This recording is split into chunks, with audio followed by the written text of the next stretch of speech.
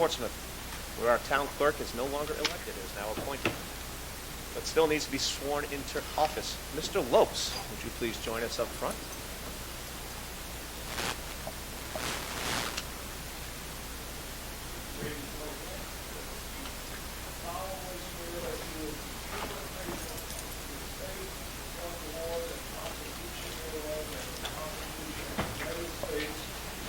You will well and truly execute the office of town clerk for the term for which you have been appointed, or until another be engaged in your place, or until you be legally discharged therefrom.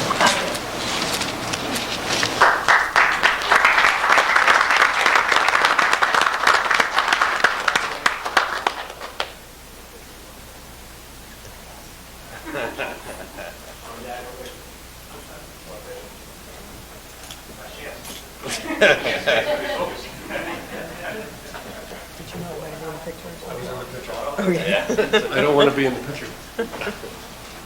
I'll be in the picture. I'll be in the picture. I don't care. You're hanging back. Got the seal in the background and everything. Absolutely. Next up tonight, we have our sixth year, seventh year, fifth year of our annual appreciation to our veterans. We have gone from World War II all the way up to our current day veterans. Every year I say this to Carolyn, who does all this work. She works with the Defense Department, figures out who all the people are who should be recognized. She does all the hard work. She makes sure all these are put together. I get the pleasure, and Jennifer gets the pleasure of sitting down and signing, well, my name 160 times, her name 80 times. So this year was an easy year. I think the biggest gym had 1,600 one year, 800 veterans, yeah, from Vietnam era.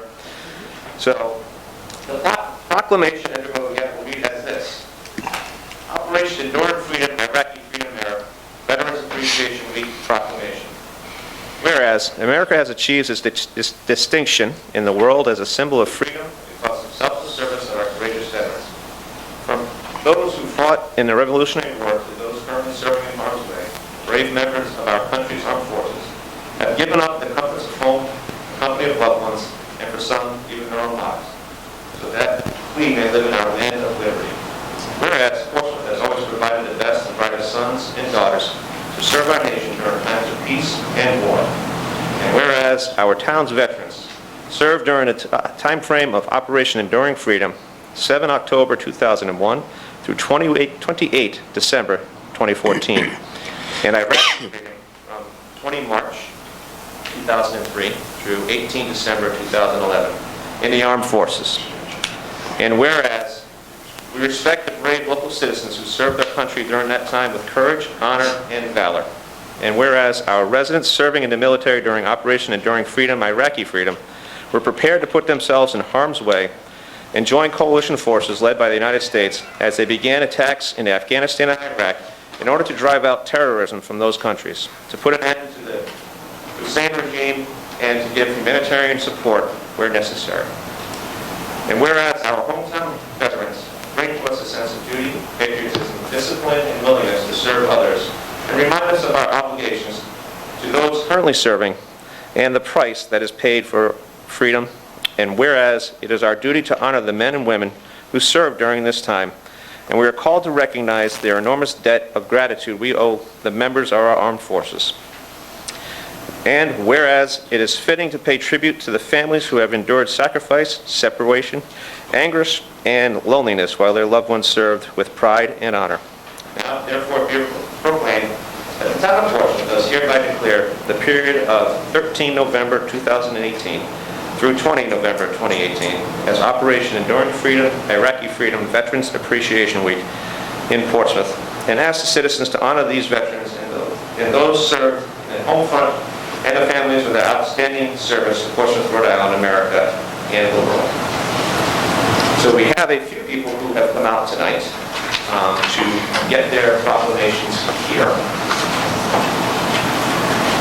So we're missing 3 so far.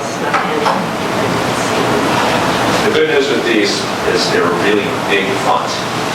So I can read these without the glasses. We take pictures. here. So Ronnie Argoland.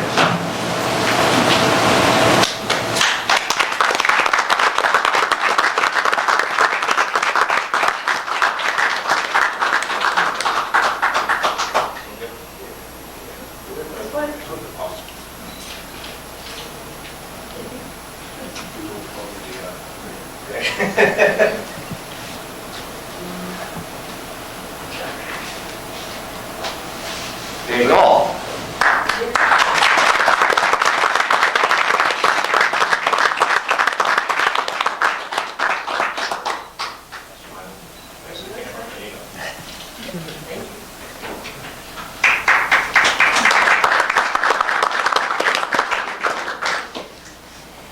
Herbert Nicholson. Give him a round of applause. Okay. He's earned it. Murray Norcross. Not here. We can give him a round of applause.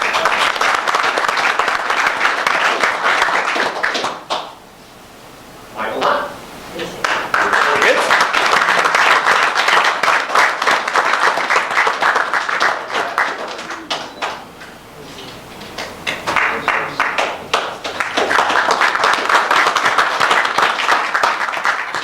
James Piner.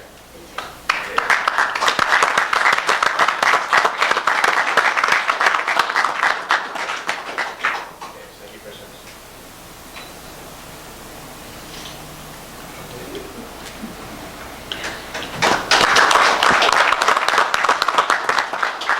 Lewis Reed. Here.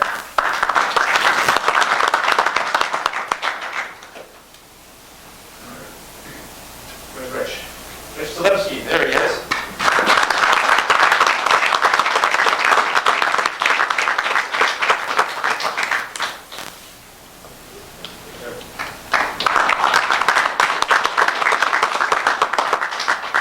Nancy Tanner.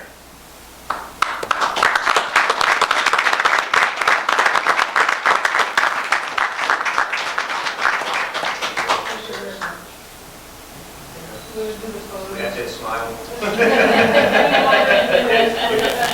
After years of doing this, yes.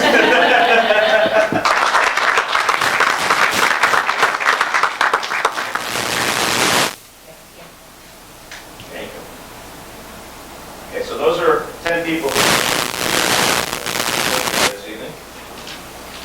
We also have Anthony Ameo, George Baker, Michael Barry, Andrew Barth, Paul Bergen, Jim Blaze, Robert Bucker Jr., David Carlillo, Steve Charbonneau, Troy Christensen, Charles Collins, James Cook, Christopher Corbett, Jeffrey Davis, Edward Diaruda Jr., Nicole Bieso, Larry Evans, Donald Fennessy, John Ferrera, James Fitzsimmons, Stephen Foran, Brent Griffin, Karen Griffin, Karen Harvey, Alton Hinault, Kenneth Heilman, August Javel, Christopher Kane, Eric Caroli, Ferric Caroli,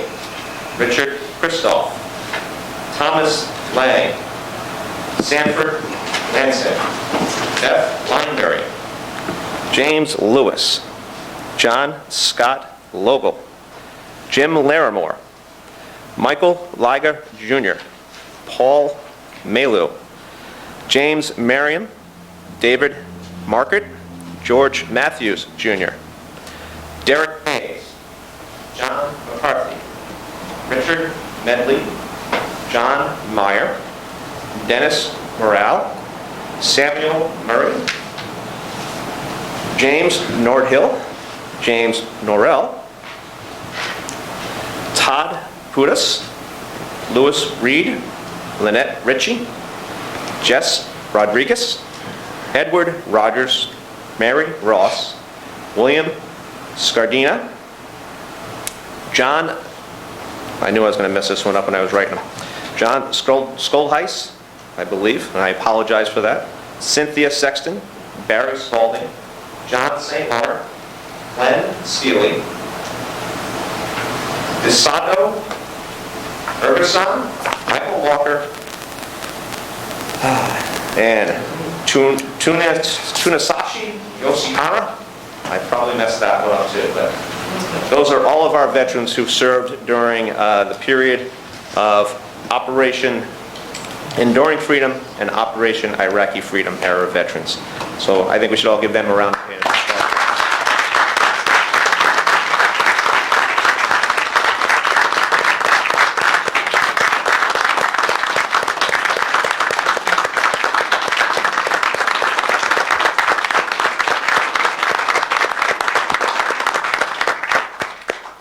So for those who weren't here tonight, this is the next effort of love that Carolyn puts through. She actually goes and hands deliver these to all the folks who did not get them this evening. So if she shows up on your front porch, you'll know why. And this is our last year. We're going to do it again maybe in a few years. Yeah. Hopefully we don't have any more wars, so we don't have to do this. But we honor our veterans anyways. Carolyn, thank you very much again.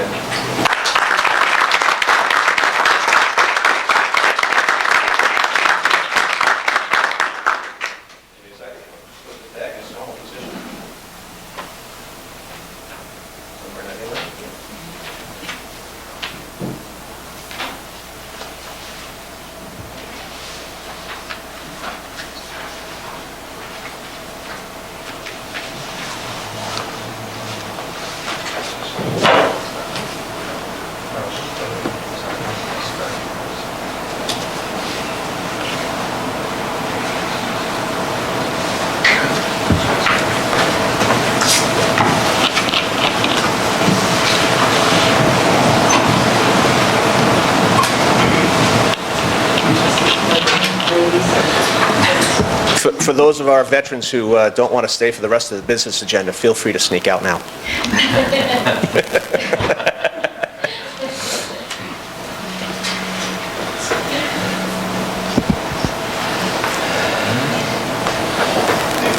Judge Lopes, that means you too if you don't want to hang out.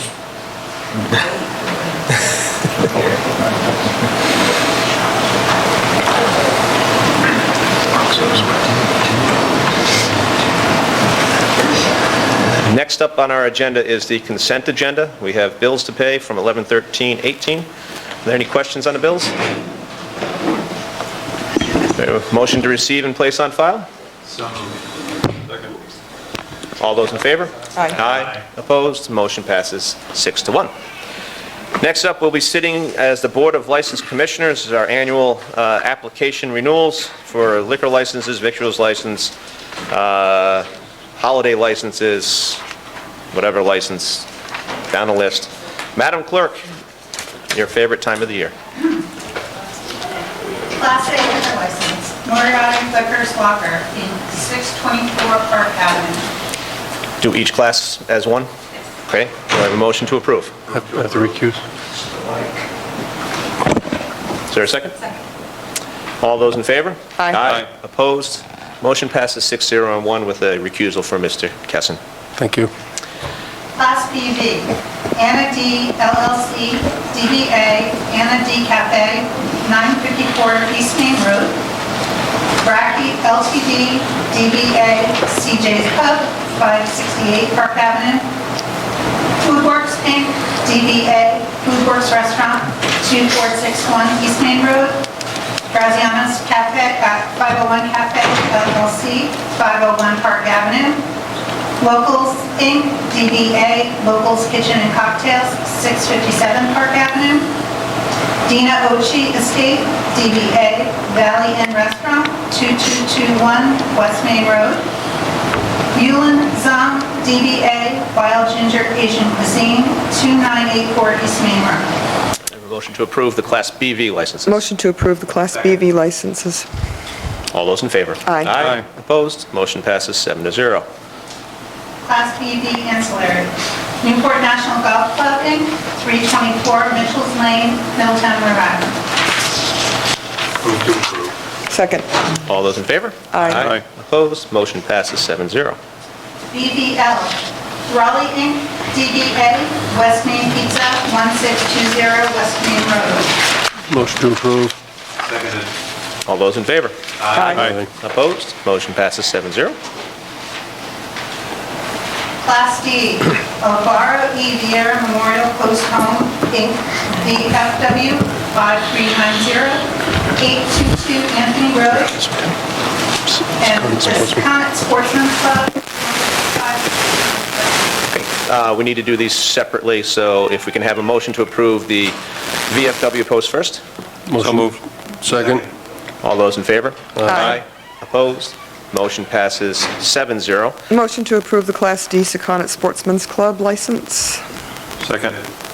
All those in favor? Aye. Opposed? Motion passes 6-0-1 with Mr. Kessin recusing, and he'll also be recusing for the next one as well, for the Sunday sales license for Moriarty's. Moriarty's Liquor Locker, Inc., 624 Park Avenue. Move to approve. Second. All those in favor? Aye. Opposed? Motion again passes 6-0-1 with a recusal from Mr. Kessin. The victual licenses, do you want to Yeah. do them all except for Yeah, read them all, and then we'll come back and do the Secana Cup about that.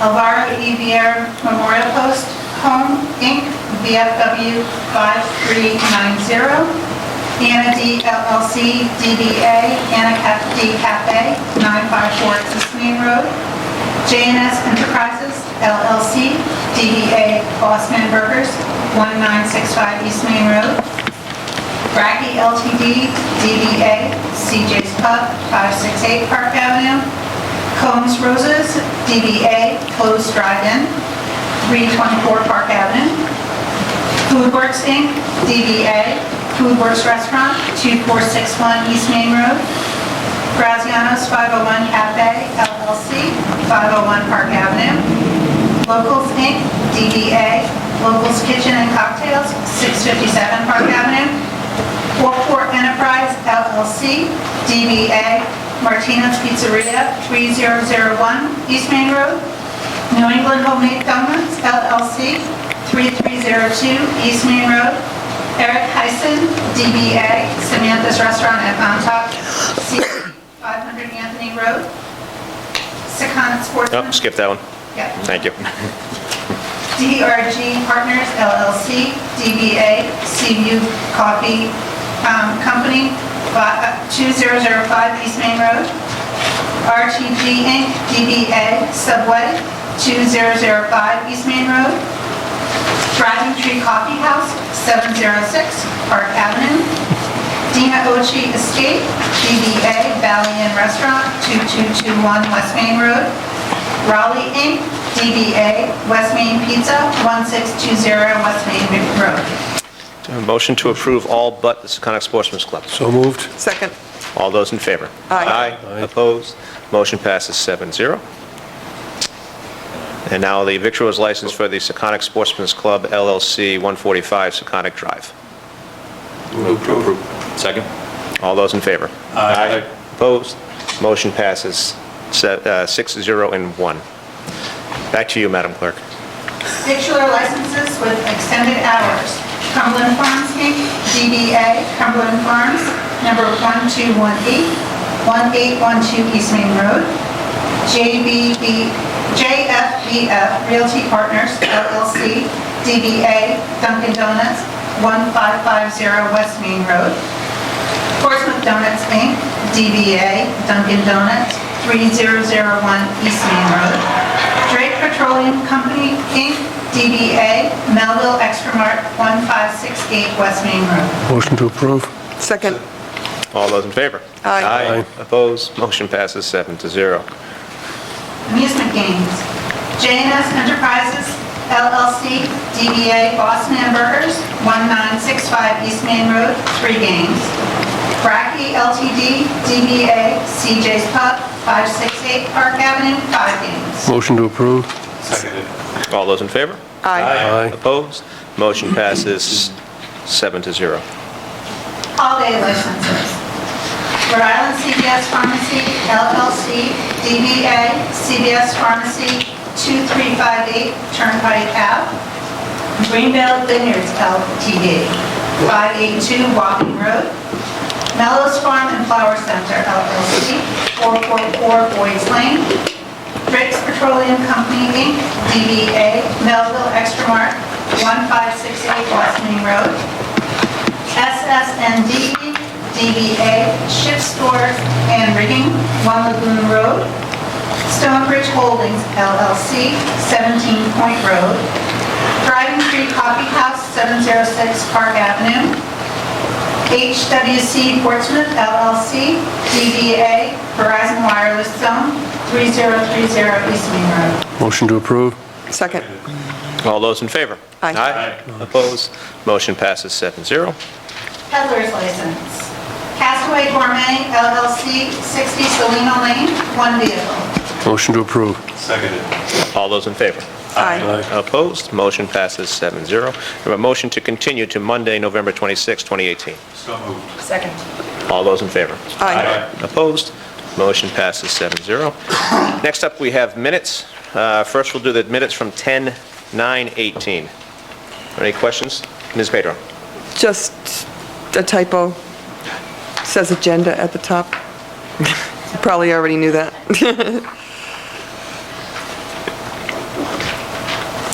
Motion to approve with the changes. With the correction, okay. Second? All those in favor? Aye. Opposed?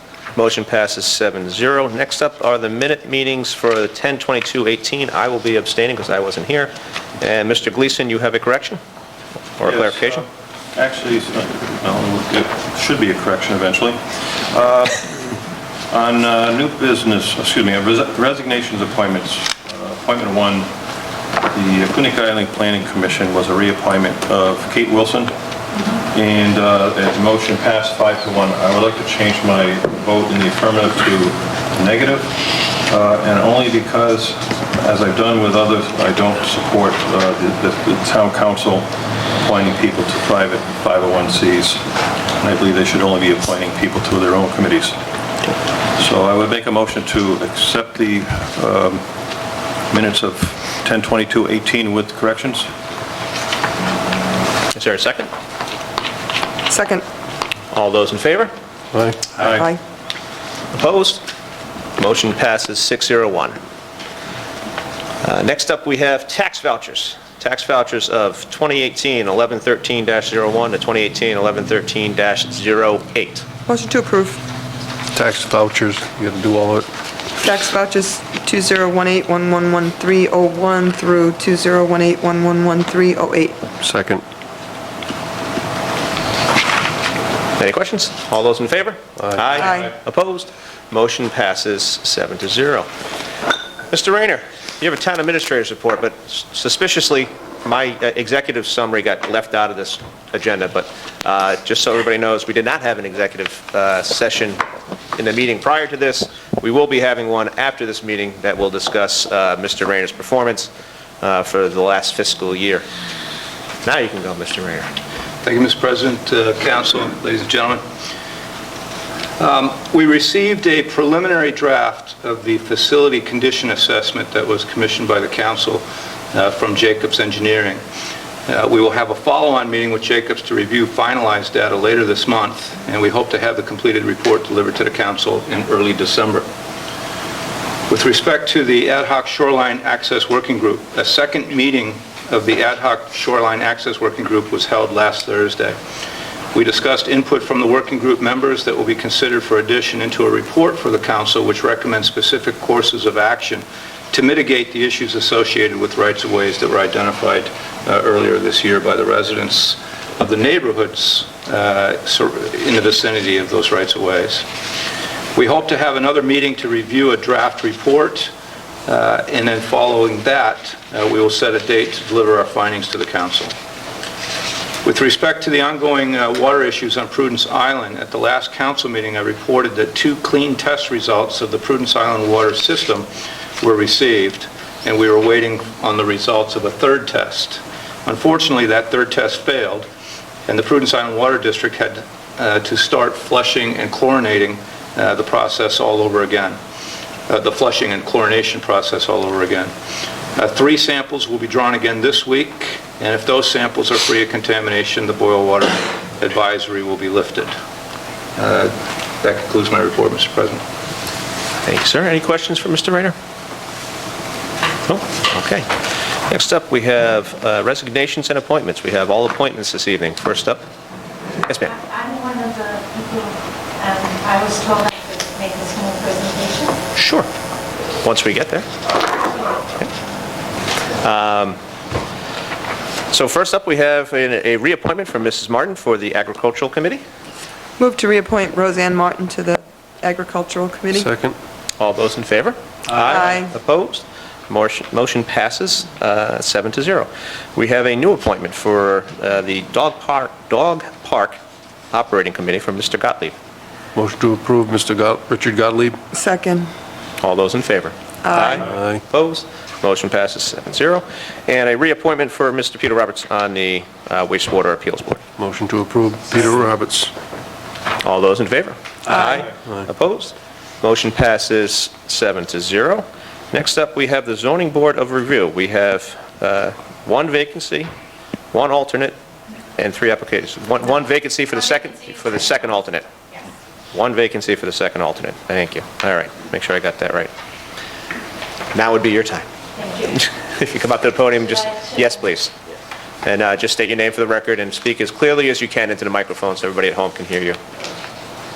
Hi everyone, my name is Sue Horwitz, and I want to thank you for the opportunity to tell you a little about myself and why I think I have a lot to contribute to the Zoning Board of Review. I was born and educated in Cape Town, South Africa, where I earned my architectural degree. My husband and I left South Africa in 1987, and we spent the next few years in Toronto before moving to Vancouver. There I worked for a large architectural firm. I was involved in the overall planning of the old Expo lands, as well as working on the first 3 high-rise towers that were built. Concord Pacific Place is one of the largest urban development projects in North America. It includes more than 10,000 homes intermixed with parks, community infrastructure, a seawall, daycares, and a variety of retail and commercial services. I was also involved in the design of a community center that included a neighborhood house, daycare, and gymnasium. But what was so interesting yet challenging about this project is that it was owned by the city, but the community was involved in all aspects of the design and approval process. After 10 years in Vancouver, we moved to Santa Clarita, a suburb of Los Angeles, where I worked on house renovations and additions, as well as planning a new charter school. We lived there for 15 years, where I experienced both the good and the bad of the typical North America suburb. 3 years ago, we moved to Rhode Island and purchased a home here in Portsmouth. I was fortunate to be able to pick up my architectural design work and have been self-employed and worked with several local contractors since moving here. People look at me as if I'm crazy to have left sunny LA. But to be honest, I love it here and don't miss suburbia one little bit.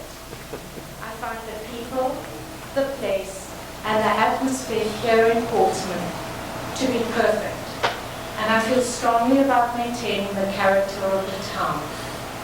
I believe that my experience over the years gives me the understanding of what makes an area unique and what works and does not work as far as livability goes.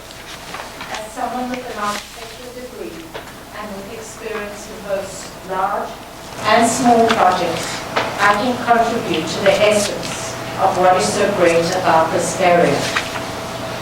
Finally, I am a person of integrity and I take my responsibilities seriously, and I know that I can make a positive contribution to both the zoning board and the community at large. Thank you for your consideration. Thank you very much, Ms. Horwitz. Ms. Pedro? This says 3 applicants. Yes. I didn't get the third applicant, You and I have, didn't get the which one don't you letter have? of application either. So you have Maurice Warren. Letter of recommendation, right. Okay. One of them was, it was a September, one was in the September packet. Okay. And the other one was Cynthia, but she has in parentheses Cindy. She was the one in, I'm going to Okay. assume, yeah, Cindy Bogart. Yeah, the last name is, is the W silent or the L silent? Okay, it's Ladika, thank you. I was going to say Wadika, so that would have been completely wrong. So we have what I consider 3 qualified applicants, which is great to see. So our zoning board needs some new blood.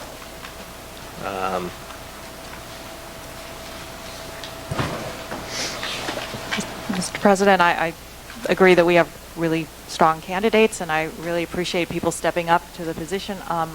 However, based on her experience in the correct areas of architecture and zoning and familiarity with permitting, I would make a motion to appoint Ms. Horwitz to the zoning board to fill the vacancy as a second alternate. And it is only just that one vacancy, correct? Correct. Okay. So we have a motion and a second. Any further discussion? Mr. Kessel? Mr. President, I'm going to recuse out of this one. I got caught unaware of what was going on. Okay. I didn't realize it spanned 2 agendas, Okay. and I don't remember what was on in September's. Okay. There's a helicopter shaking the building. That is very odd. All right. So we have a motion and a second to appoint Ms. Horwitz. I would request that Ms. Leduca and Mr. Warren stay close, because the zoning board has a tendency to lose members on occasion. Would you like to say something? If you would like to say something, sure. Absolutely. Speak on your behalf. Well, I was here last time when there were about 1,000 people here. So that was actually a real education. I actually think that you are a fantastic candidate, but I would like to introduce myself. My name is Cynthia Bogart-Ladika. I'm from New York originally. We moved here 15 years ago, and we moved here because we actually kind of left the sprawl and the anger of what New York had become. And being in Portsmouth was like going back to where I was born 50 years ago. I have always been very heavily involved in historic preservation. I've been involved in museums, on the board of museums for it. My current business is called Artisans List, and we are an online directory that caters only to old home restoration, craftsmanship, and farm-to-table resources. So my life is all around history. What I really love about Portsmouth is that we have so much great history, we can preserve it, but there's always room for us to grow and grow finally into the whole way of a town growing without it becoming overgrown, as we saw in New York, and without becoming angry. I would love to be a part of the zoning board as well. Basically, the reason being, I believe in volunteerism. Y'all are volunteers. It's the foundation of our country. That's what we're born to be doing for our communities, I believe. I'm a true believer in giving back. I started the Portsmouth kitchen tour a few years ago. If y'all went to that? It was my idea because I was a magazine editor with Better Homes and Gardens and Traditional Home magazines for 20 years. And we would cover those events, and it was a great way to bring money back into the community. So I'm very much a part of this whole community. I love it. I'm so excited to have found it, and my children have grown up here, which has been great. So please keep me in mind. I'm a real estate junkie. Obviously, being in the magazines, I scouted houses, so I worked with architects for 20 years on projects. I was exposed to a lot of zoning. My parents were fixer-uppers, so I lived in 13 homes. So I'm very well aware of the precautions that go into creating an addition and whatever else. So I am, again, very happy to meet you all, and thank you for letting me apply. Thank you. With your background, I would also say if there's any future vacancies on the planning board as well, keep an eye open up for that as well. Thank you. That would be it. I would love to be a part of it. Mr. Kessler? Thank you very much. We have a 10-year, we have a comp plan that's coming due and going to come to the council not this council, another one. There is a comp plan for the next 20 years, what the town wants to be. Comprehensive The plan. comprehensive plan. It's a comprehensive plan. I would encourage you to look at it. It's on the website. It's under the town planner's webpage. I think it's very important for you to get involved in that and understand where we're going, and if there's changes that need to go into it, that you recommend those as it comes forward. And there's a group of citizens that are giving input and reviewing the plan as it develops. That's right, right. It's going to be tough to come New York. We don't have sewers, which is a good thing, but yeah, it is. So the comprehensive community plan is essentially the town's guiding Bible for the next 20 years. And that's being put together by Mr. Crosby and the planning department, and hopefully will be done in the next month or so. Then we'll go through public hearing processes to iron things out to make sure it's the way all the citizens want it to look. And who should I talk about that? I would reach out to Join Mr. the group. Crosby. Sure. Join the group. Or email, There's a, stop in and see the town Ms. clerk. West stop in and has see the the list town of the people on the group, and you can Yes. apply, it's the same application. Right, it's the same application, you can apply for the citizens group, yeah. Great. Thank you very much. Thank you. Could I Ms. just Ms. add, Ujifusa? I think there might be a current vacancy in the design review board, so perhaps you could look at that. Is there one? There is. Yeah. That, I think that would be really appropriate, given your arts and artistic background. Your aesthetic sense would be much appreciated. Yeah. Great. Yeah, so check with Jennifer on both of those, and there's no rule against joining both. Thank you, Cindy, I appreciate it. Thank So we have a motion and a second to appoint Ms. Horowitz, Mrs. Horowitz? Mrs., thank you, sorry. All those in favor? Aye. Opposed? Motion passes 6-0 and 1, Mr. Kessin recusing, or abstaining. technically. Abstaining is the word. Abstaining, yes, I think that's the word. there's no money to be made here. Yeah. If the council will indulge me, so we can send Mr. McNally home early, can we move new business 1 up in front of old business 1? So moved. All those in favor? Aye. Opposed? Motion passes 7-0. Christian, come on up and tell us what you want to do with fishing line that we all trip over as we walk the beach.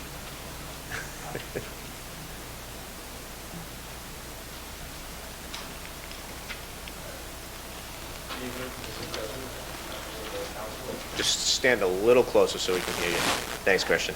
My name is Christian McNeely, and I'm a senior at Portsmouth High School. And for my senior project, I decided to build 2 of these monofilament recycling bins, and I plan to put 1 at Macquarie Beach and 1 at Weaver Village Boat Ramp. Monofilament fishing line is fishing line made from a single fiber of plastic that can be recycled. Many people don't know that, so hopefully these bins will spread awareness about recycling monofilament line, and there also will be spread awareness about fishing responsibly. So hopefully fishermen who are at the places that I mentioned, Macquarie Beach or other popular fishing spots, will be inclined to put their excess fishing line or hooks in these bins so they can be recycled. These bins will also hopefully prevent fishing line from reaching the bay to prevent entanglement of fish and other marine wildlife. To install these bins, I plan to dig a hole, fill it with cement, put a 4x4 in the ground so these can be nice and secure. I'll also have volunteers coming every 2 weeks who are trained to empty the bins, take the contents out, and send the collected monofilament line to a recycling station, to Berkeley Fishing in Iowa, where they will take care of the recycling aspect of it. I also spoke with Mr. Woodhead, Deputy Director of Public Works, about my idea, and he moved the concept of my idea.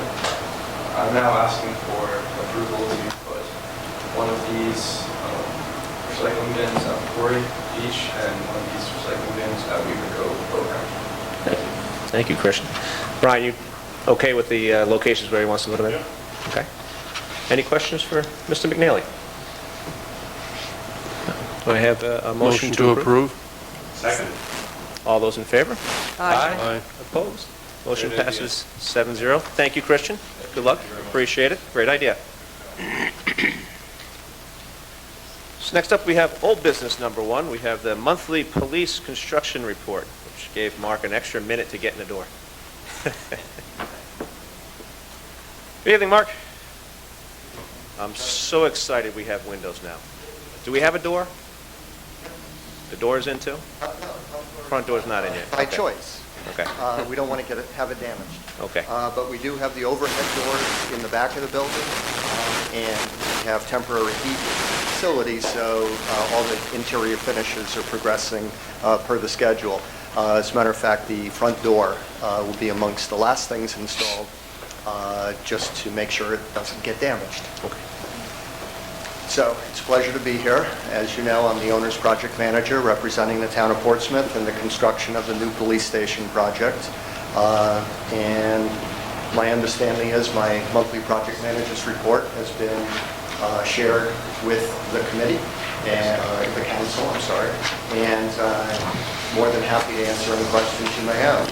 Obviously, 3 major elements. We have the schedule of the project, we have the budget, and we have the quality. And I'm happy to answer any questions you may have about any or all.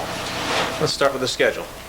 What's our Okay, so... new anticipated move-in date, Well, or substantially complete? It was a topic of discussion at our last meeting with the contractor.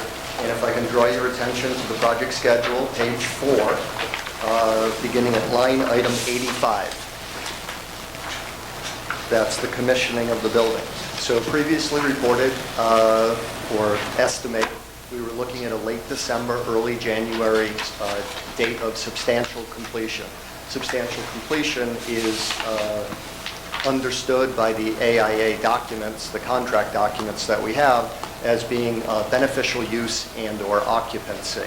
So in speaking with the contractor, we believe that the date associated with line item 85 of commissioning would be the date of substantial completion tentatively.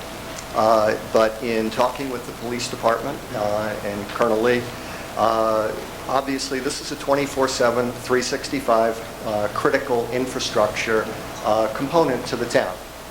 It interfaces with virtually every other municipal system, as well as the state police and federal authorities. So the commissioning of this facility needs to be as robust as can possibly be.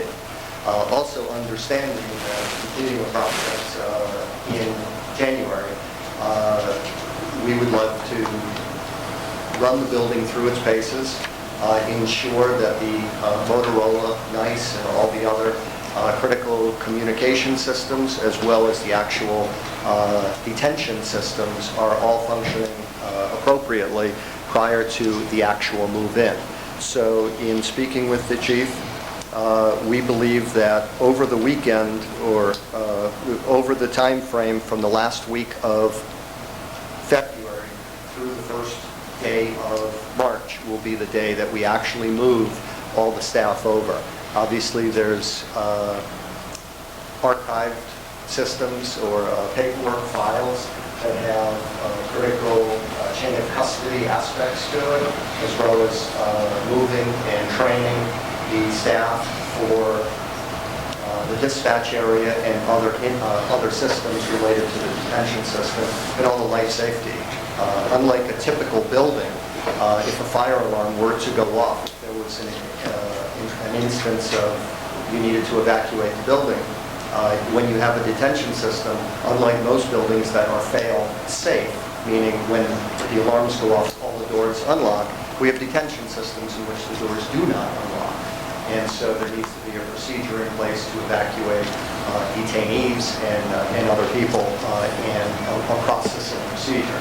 So that's why, even though the building is going to be completed end of December, early January, we're going to take this additional 6-week period to fully shake it out and run the building through its paces before we actually move staff over and begin to occupy. So, long answer to a short question. Yeah, so what was the short answer? What was the date? 3/1. We are moving over the last week of February into the first week Okay. of March. So this chart is wrong. This chart is like, you The- have all the the wrong year out. dates on this? No, No. look to your right. Yeah, I'm looking. It says 3/118, commissioning- not 19. Yeah. It says So- 18, 2/5/18, yeah. Because I was very confused when I, when I got this in my package. So all the 17s should be 18s and all the 18s should be 19s, except you've got some 19s in here. Yeah, for the That's what I'm Motorola. not For the getting. Motorola, it looks correct. 82. I'll bring that to the contractor's attention. Is that the deal, though? Is that the 17s should be 18s and the 18s should be 19s, except for Motorola? It's like, okay, It would appear that way. okay, all right. Many apologies. Thank you. You get so focused on the actual, the first two digits, we don't necessarily. Okay, all right. Study the last one. Okay, Please forgive me. that's okay. It was just confusing. So what does this do with the budget? Okay, so as reported last time, we have the base contract amount. All the change orders to date, which I understand you've been copied on, are change orders 1 through 10. Same as last month, we have $415,775.23. And so really, the budget has not changed one iota since the last time I appeared from the September monthly report. And we currently still have a very small overall bucket contingency on the good side. We do have a number of change order requests that are being reviewed by the architects and engineers, and we reported to you that we believe that this project will not be delivered within the $10 million overall initial bond, but that we will be, and I'm working with the town administrator and chief of police to develop a forecast for completion, which we will be presenting to you for the December meeting. We believe last time that we were going to be in the $50,000 to $150,000 range, and we will be presenting a detailed explanation as to where we believe those cost overruns will be and forecast the finish, so that the town and council can make all the necessary appropriate decisions that will serve the best interest of the town. So, in my opinion, what addresses the needs of the town is bringing us in under $10 million. I mean, that's the budget that was given. Granted, it was a couple years out from the original planning, and I know you're working hard to get that as low as possible. I think we need to crack the whip a little bit harder to make sure that we do get it in under $10 million. I'll be interested to see what is brought forth with the contractor on the 11th, which is the first meeting in December, I believe. Okay.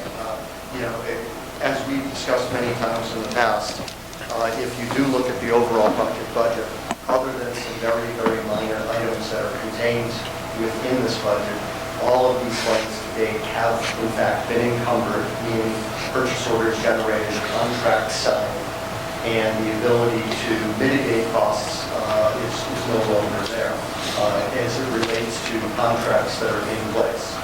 Understood. I mean, What we're looking at is legitimate change orders to the contract, and because we are operating underneath the contract, under the terms and conditions of written signed contracts, we need to fulfill the municipal obligations therein.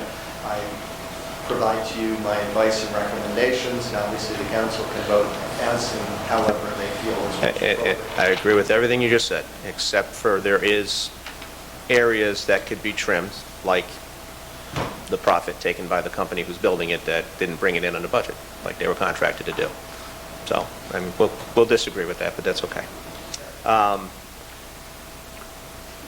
Late last week, we got a picture of a thought process to encompass the HVAC system with a widow's walk, so to Yeah. speak. Right. Do you want to try and just describe that a little bit more? Basically, we're going to put lattice work around it and kind of Right, there's blend it in. For the edification of all, there is a mechanical intake or a mechanical unit on the roof that is visible, that wasn't properly shown on the renderings that were provided to the town. So we asked the architect to design a screen. His initial screen concept was that of well, he was looking at a variety of things. He was looking at wood, he was looking at PVC, we're looking at aluminum, we're looking at a variety of materials, and we'll be asking the contractor to price them out so that we can evaluate what the options are and what's in the best interest of the town. Obviously, we're looking to mitigate costs, but we're also looking at a long-term durable solution. And it is a windy promontory on top of the hill, on the top of the building. So obviously it has to pass the test of time. We don't want to penetrate the roof per se, so we want to attach it to a parapet with standoffs. So weight becomes a factor. So we'll be working with the staff, we'll be working with the architect and the contractor to develop costs for the different alternative materials, whether they be wood, whether they be PVC, whether they be aluminum, or even steel. So we can present to you those cost findings as part of our December presentation, and the architect will make their recommendation. We'll give you our advice, and clearly the building committee staff members will certainly have a voice in that decision. Yes, questions for Mark? I have a couple. I'm not going to be sitting here at the next meeting, but you have proposed pay raise, and it sounds like it's anywhere between $100,000 and $150,000. I would think you'd have a firm number by now, what we think the town is has for a finished price. Right. Well, as I indicated, I am looking to provide a forecasted cost to the town, or forecasts of charges. We are aware of a heretofore unknown underground storage tank behind the existing police station. We need to remove it, we need to abate it, and we need to test the soils. We don't know currently whether or not that's a 200-gallon tank, 500-gallon tank, 1,000-gallon tank. We just don't know yet. So the town doesn't know what they put in the ground? Is that what you told me? This is many decades ago. So the answer is it's an unknown underground storage tank that was discovered. And so these are the types of forecasted things where until the site work is ready to scratch away to look at this, to have soils tested to determine whether or not there's any contaminated soils or exactly what the size of the tank or condition they're in is, we just don't know. So there are several unknowns. That's why we're going to be presenting a forecast of projected costs to complete. We are aware of several proposed change requests. If a proposed change request was submitted by the contractor, let's say for $5,000, it's being reviewed by the engineer to determine whether or not that is a true, fair, and responsible submission of a request, or whether or not the correct number might be $4,000 or $3,500 or whatever the number might be. So we're documenting on a daily basis exactly what's happening on this project. We're now, as we approach the finish line, making representations about what we believe the cost to finish will be. It's a forecast. It's a best guess. Understood. Many months ago, I gave you a range of between 50 and 150 as an order of magnitude. And until we actually assemble those costs and put them all into a comprehensive presentation, what I don't want to do is come to you and say, it's going to be X, and then have to come back to you again and say X plus something. I don't want to do that. I understand. And that's why I have maintained this range until we have actually dotted all those I's and crossed those T's. So my next question goes like this. The original contract was awarded on a 258-day schedule. The current date is somewhere approaching well over 300. My question to you is, what in your estimation has caused the largest delay that we've almost halved again the schedule for delivery? Well, there are, I don't think it was half again, but what I will say, as September 1st to March 1st is Well, almost 6 months, The March is right? at the request of the owner. It would be September to December. Completion was completion. We can blame the chief. Well, I'm not blaming anyone. We can blame the chief for Okay, three months so- or whatever you want. I'm asking you from 280, Yep. from 258 to today, what do you believe is what's caused the biggest delay? As previously indicated to you, there were two major areas of disruption to the project schedule. The first one were unsuitable soils, both inside and outside of the Okay. foundation walls. Those were attributable to I'm going to just off the top of my head, say about 75 to 80 days. Also, last winter didn't help, but, those are ordinary type impacts to the overall project schedule. The second major impact was the issues surrounding the roof. We previously discussed them. There was some concern over the roof substrate by the contractor's subcontractor. That contractor, the general contractor replaced the roofing sub with a different one who had no such reservations and had experience and other, abilities as it related to this system, and that was specified, designed, and installed. Correct. The third concern I have is I got an email about the proposal of the I don't know, look like a fence, but the Widow's Walk. That's going to completely go around the air handler, or is that only on the one side? The final design is yet to be determined. I believe the screen could have one single face with two little wing walls, or just a single face. We haven't determined that yet. We're working with the architect and the engineer to determine the structural capacity to have the return walls, and that final determination will be made during the final design and pricing process. And that has no negative impact on the building, the current design that you've seen? Correct. They're going to attach it to the existing parapet wall, and the structural engineer has indicated that there's more than sufficient adequacy of that parapet wall to handle the weight and wind loading and other impacts of a visual screen. And it doesn't have any noise issue, back reflection, if it's one piece to an adjacent piece of property next door?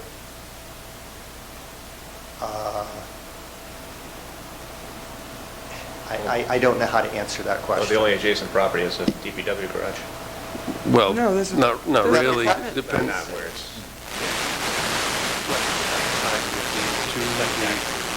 Would reflect back to the north, the south, southwest property. Well, it doesn't, okay. he's referring to it going that way, not this way. So back- I'm not worried about it coming to East Main Road. It's a screen, and it is open to allow air to go through, so it's not really blocking. It whistles, it can whistle. Oh, it could. Okay. That's what I was worried about. Thank you for your confirmation. I'm done. Ms. Bader? Thank you. So where are we on the underground storage tank? Until the, You know it's there. yes, How do you know it's there? Did somebody hit it with something? no. During the early parts of the project, when we were installing temporary facilities to the trailer, and we scratched away at the pavement by the sally port of the existing police station, we uncovered the cover of it. We scratched away a little bit more, asked some questions, and determined that there was an underground storage tank there. So that's it, that's where, you haven't done any testing, you don't know Not any, you don't know how until- big it is, just found the cover and that was it? Right, until we get a little bit further along in site activities, as reported, we have done water connections, we've done gas and other, and sanitary sewer, but now as they start to grade the site, and once we get to an appropriate point, that's when we'll tackle or begin to look at that. Because it's so close to the existing police station and because it's currently used, we didn't want to adversely impact their operations by just digging something up for the sake of digging it up before we were ready to deal with it. So there's no chance it's a septic tank? You already know where that is? Right. Yeah. And it's connected to a secondary field, which is across. So it's going to be like an archaeological dig? No, Like- finding USDs or underground storage tanks are relatively common on construction sites, and there is a standard process procedure for it, so it really doesn't become an archaeological excavation. It becomes a easily managed Oh, single that's good. excavation. That's good to know. Ann Hutchinson may have. Never know. Anything else, Ms. Pedro? No. Mr. Aguirre? Mark, just a couple of quick questions. So essentially, though, the building will be significantly or substantially complete at the end of December, early January. Like, that was what you had presented to us. The commissioning aspect is something that is really more about vetting the building, but the building itself is substantially complete and it could be utilized. We're just not going there yet. Right. And one of the side benefits of not taking occupancy until the last week of February is that the cost of heating the building throughout the winter will mostly be transferred to the cost of the contractor. Will there be any coordination with the demoing of the old building? None of that gets impacted by the delay? That's correct. Well, It gets delayed. we need to... Well, they weren't going to demo the building until March. That's correct. Until we got out. So really, yes and no. Cart before the horse. Yes and no. Yes, we will not demo the existing occupied police station until after we have... Well, not by this schedule, not by these dates. intentionally. It is a, if that, do this. And Understood. once the existing police station is down, then in warmer weather, in the spring, that's when final paving, landscaping, and finished work will occur. Okay, so, understood with that. I think you mentioned earlier, and you did keep us in the loop with the soil and the weather. You also, didn't they have to switch site contractors on you too?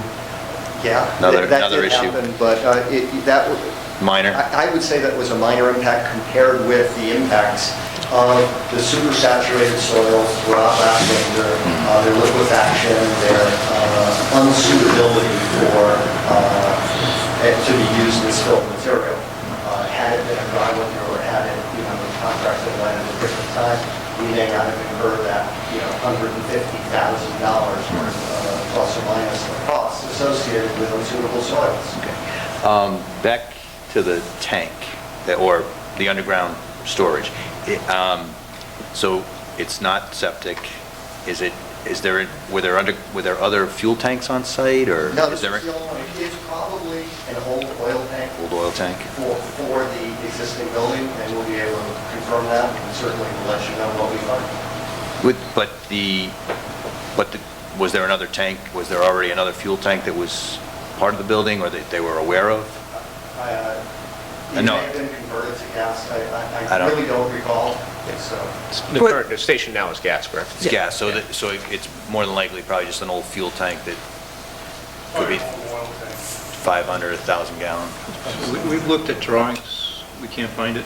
Yeah, no, it's, And we don't know what's in it. Is there liquid water in it? Is there some oil? No matter what, it's going to happen. okay, but that's not in that 150 cap? Well, so once we discovered it, I added it to the project budget. It has its own little line item. I think I've estimated $7,500 Okay. for its removal and abatement. But, these are some of the Okay. unknowns. But you have it, so you've already kind of have it accounted for? I sort of have it Okay. accounted for, but again, for December, we're going to have a list. That list will be shared with you. Our best guesstimates, our forecast to complete. Okay. All right, thank you. So just to clarify that, because I was assuming that was in the $150,000 50, the 50 to 150. Yes. Yeah, It's tentative. right. There's a Okay. line item, it could be more, it could be less. Yeah, and it's fungible because, if we didn't have it, then that money would be spent somewhere else. Any further questions for Mark?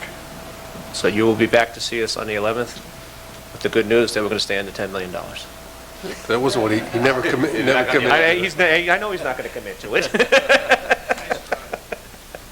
We'll see you on the 11th. I know. Any further questions? Mark, thank you very much. Keep working hard. Let us know. Okay. Old business number 2, request to have the annual licenses, not just liquor, or excluding liquor, Excluding, and additional hours. Excluding two Put on items. the consent agenda, which would be putting on the victuals license, the holiday licenses, the 5 games here and 3 games there, and all that fun stuff on a consent agenda. And like I said before, they can be, before you start to vote on them, anything can be pulled out. If anybody prior to that wants to have any comments, they can speak on it. So we're just trying to consolidate it since they are annual. In a situation like we had tonight with Mr. Kessin having to pull himself out of a couple of things, could he? You could do it all at the beginning before you start voting. Okay. I could just leave the room for that. Because it's one vote on a consent agenda. Right.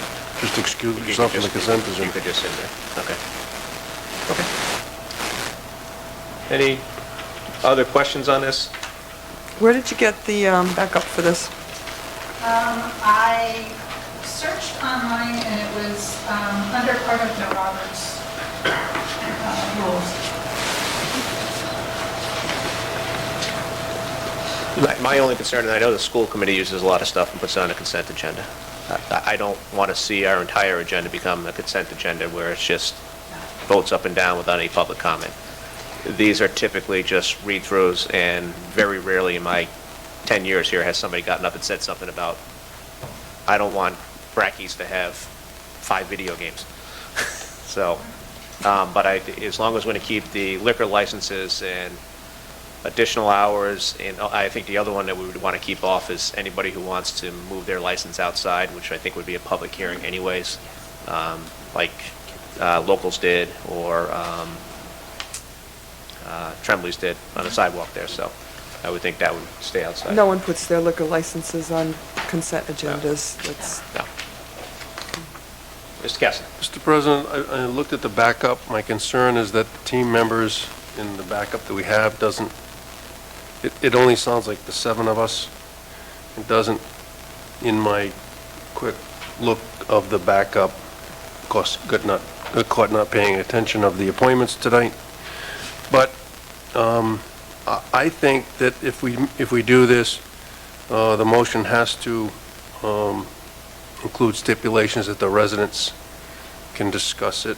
And I have a motion currently crafted, although not as well as it probably needs to be, to pass muster, that we stipulate the residents appearing to speak against the agenda item are allowed to be heard before any licenses are presented, and that license will get a separate discussion and vote by the council as it moves forward. So, yeah, so you want to, I want it if a resident gets up and says, I'm going to keep picking on Brackies, I don't want Brackies to have 5 video games. Right, that absolutely that can comes get out. pulled off. That gets pulled out, it's just one extra vote by the council. That would be my motion. Kevin, would that would go on a following agenda if we did that? Because it would have to be advertised properly? I think it could be removed from the consent agenda and just dealt with. Dealt with that evening? Yeah, Okay. whether it's, Okay. my concern would be somebody would find out, the chief wouldn't be notified, where he would be pulled in for an infraction.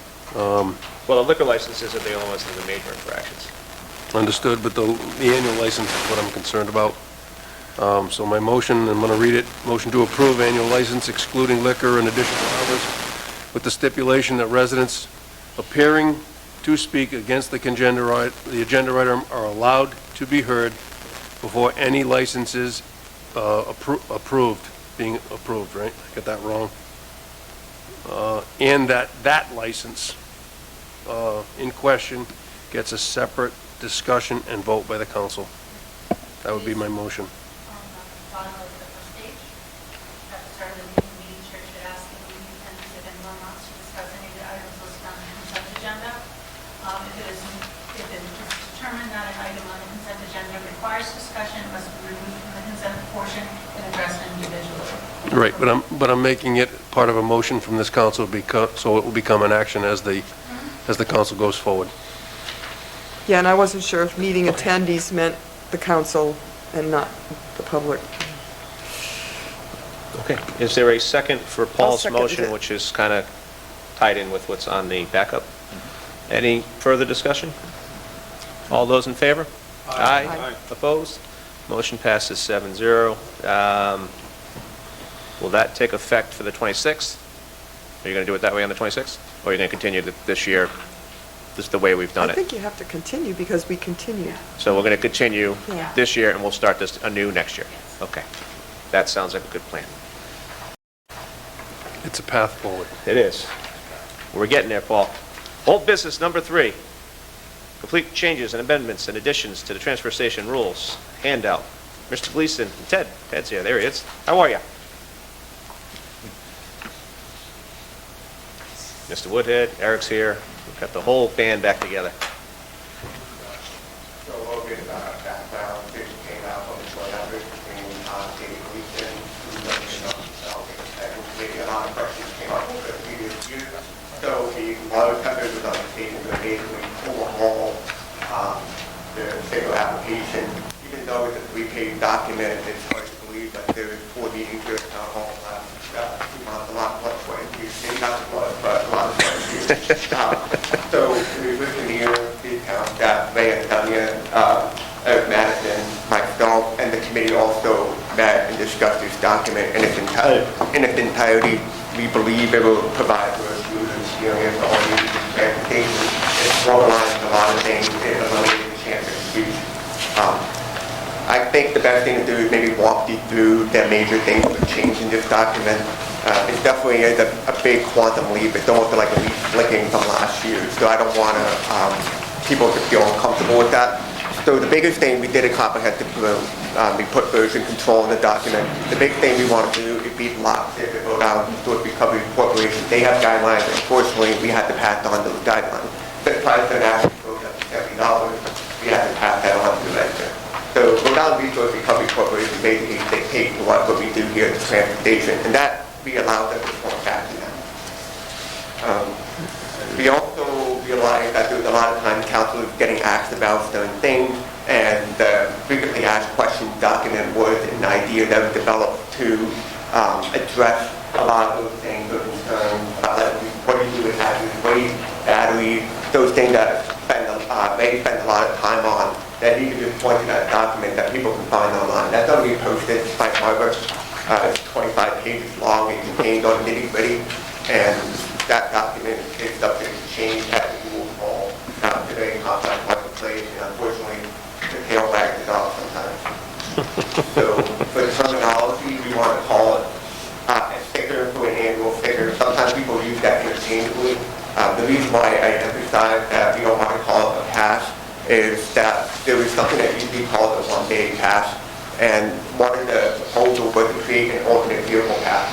People have small cars, may not like driving to the transportation with their C&D in the back, or they just don't have the capacity of their vehicle. Or their vehicle may be used in the shop. They may not have access to their vehicle. It's undergoing repairs. What they can't let the garbage pile up at the house. So this allows you 4 times a year to walk into town hall with one of your neighbors, one of your friends that lives here, anywhere, and just basically say, hey, I'm going to use this temporary vehicle. You can do that 4 times a year. We think that's reasonable, especially when people need their own days to see neighbors leave in their homes.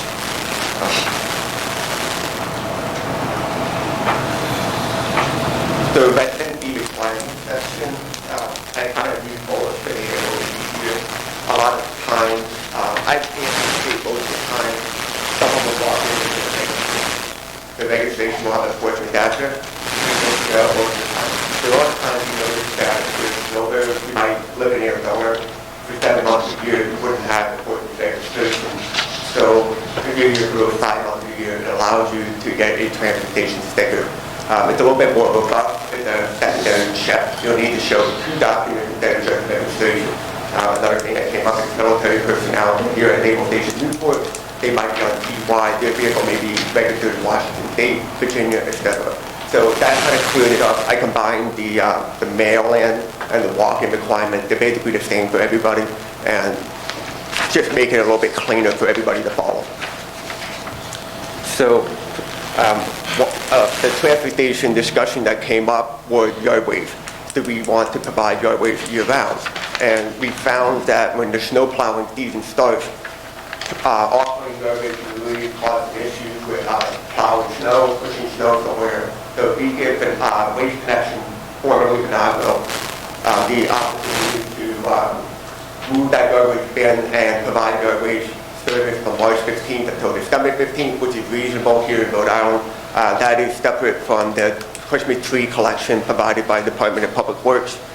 So we don't anticipate people generating a lot of yardways. We would like to give them flexibility for snow removal. I'm going to stop on that one because just anecdotally, walking outside today, there's a lot of trees with still a lot of leaves on them. Can we make that December 31st? Can we extend it those 2 weeks? I mean, there's going to be a lot of people still cleaning up leaves in mid-December, I think. The problem that we have is most towns, no matter where you go, they shut down a lot of them shut down at the end of November. So we figured if we went forward a couple weeks into December, we'd be all right. And then most of them don't even start picking up until the first week of April. So we actually came in, I know, we're not most towns, we're special. Right. Can we give it the 31st and then we're going to stop the 15th this year? No, because... I thought we were just going to keep it right up to the 31st this year. Okay. And then we're just going to shut down. So can we monitor the last 2 weeks of the year to see how much traffic there is with yard waste, and then if it's 1 or 2 bins, then people will have to deal with it next year? Okay, that's all. I have a question about that as well. So basically, it's a 3-year contract that the town established with what was Patriot, I guess. I don't know how the contract plays into this, but I don't know why we're eliminating it if it was in the original contract. Is it because we're paying for 1 or 2 trucks in January? I don't understand what the concept is. If I have something to throw away that's yard waste, now it goes into the pit, so I'm increasing the actual trash. Well, it only goes in the pit if you put it in an orange bag. Yeah. Or it sits in my house until March. Right. So the thought was not a lot of yard waste would be generated in the winter months, and people could set it aside, and there might be a big rush, April 1st or March 15th, whatever day that is. Do you have something else, Brian? No, that is correct. We were just trying to think that, after December, we won't get that much more yard waste. And then also, too, Waste Connect, they have a problem, too, especially when they have, it rains or snows and it goes into the compactor, or it goes, it's an open top, and then it freezes. Then they have a problem getting their material out of the truck at the landfill. So there's a couple different scenarios that we were playing out when we had the meetings and stuff. So it kind of helps us out a little bit, so we're not wasting all Eric's time up at the landfill trying to get yard waste out of a frozen container. And then, I hate to say it, but it's going to be snowing, so hopefully no one's raking leaves in December or January or February. And then they come back in March, and we'll be able to, everyone will have it in their yard, and we'll have a big rush at the transfer station at that time in March. Well, So if we're gonna anticipate that large rush in March, April, Yeah. do we have the ability to say, okay, the next 2 Saturdays, recycling's outside and yard waste is inside? That might save, I'm just trying to ways to save you headaches, Eric. Well, Slide up to the mic, and these. I think one of the biggest problems that we have with swapping around the chute is we generate so much more recycling now than we ever have. You know, and I'm sure you see it just in the numbers alone. Being just watching, you know, educating people, telling them what needs to be done, you know, and going from there. As far as when we get, you know, like at this time of the year, like when it comes into like, you know, the end of September, October, November, one of our biggest issues now also is, you know, people throwing in their gardens, you know, fruits, vegetables, we're getting overwhelmed with rodents now. And if that's what you want, I mean, I'm trying to do everything to keep it contained the best that I can. You know, last week was another issue. It's just with the rain, it's becoming so heavy. It's getting a lot harder to move around. You know, I think just that, through my knowledge of being in this business for 30 years, that almost every town, every state, somewhere along the line, they shut down their yard waste for that reason, because of, if the load gets frozen in the trailer, well, then the town's gonna be stuck probably paying $500 for it to get dug out, which I don't think we want that either. No, I'm saying that when we come back around to the spring season, whether or not there's a time at which, maybe we If we even... need to open it up a little earlier, you know, a week or two, that's probably not gonna make much of a difference. Okay. I don't see a problem with it, you know, as far as that. I mean, it's even like if it turned out 90 for the next 3 weeks and we needed to stay open, we would. I mean, it's just the way it is right now. It's not going to snow all winter, so don't worry. Yeah, right, exactly. We say that now. Yeah. Okay. All right. My oak leaves don't fall off my tree until about February, so but I understand the rodent and the rest. I'm gonna stop climbing up there. Well, if you want to stop over, you can help me. My biggest concern of even stopping December 31st on this contract, which is not going to get in place until February, is the contract that everybody has at their house today says it runs all the way to February 1st. Right. So this year, we're going to have to bite the bullet. It also Because says we have that a it's Contract. subject to change. Understand, but we're not voting on that, we're voting on new rules. Right. There's a couple places where I think there's some hard spots for me. C&D is one. I don't think we should ever eliminate or limit people to 4 passes of C&D. In the effort to determine the price and going to pay-as-you-throw last year, nobody complained about the price. Nobody liked it, but nobody complained. My concern about limiting C&D to 4 passes, I don't think is ever going to fly. I don't know what we pay you for hauling, you for tipping, but I think we should be able to come buy a pass and be able to do C&D, and they have to pay exactly what the weight is. We don't have a scale. Understand we don't have a scale, but we've got an estimate and 30 years of experience that says every 55-gallon, every 32-gallon pail is not $50, it's really $42. But the Because I don't want to find it, around town. Right, and I see where you're at there. You know, this is the first time I've been introduced to this, so what I'm worried about is it ending up around town when the pass dries out. No, because they can come up and purchase an additional pass to bring it down. For as many as they need. Each additional load up to including 32 gallons of C&D or ABC must be disposed of in respective bins for a $50 fee per load by purchasing passes. And that's a good number, 50 for 32? It's pretty in the average if you break down the barrels to the pounds to what it takes to dump. It just seems pretty sharp for me, but if you believe that's good, I'm good with. Pretty much right on the money for that. Okay. Paul, that $50 figure is correlated to what bags they charge you. So back to the commercially available product, you can go to Home Depot, buy a bag. We're cheaper than Home Depot. No, we're also cheaper than curbside pickup. But what I'm trying to say is that we're trying to compare volume. So it would cost roughly about $200 to eliminate one pickup truck load 4 by 8 by 2.5, which is 80 cubic feet. So if we're talking about limiting C&D, it would be the $50 rate is interchangeable basically with that price. We're staying flat with that. So we give the resident the opportunity to load everything in a private dumpster, use Bagster, but that $50 fee is not an arbitrary number. It does allow people to throw away, still like roughly say, this big by this big, that's roughly 16 gallons. You can do 8 bins a year for free. And that we think is sufficient for most mom and pop homeowners that want to beautify their home, keep Portsmouth's home values high. If you're doing major renovations on your home, you're probably going to have a commercial dumpster, a permit is going to be pulled at town hall, people doing roofing jobs, etc.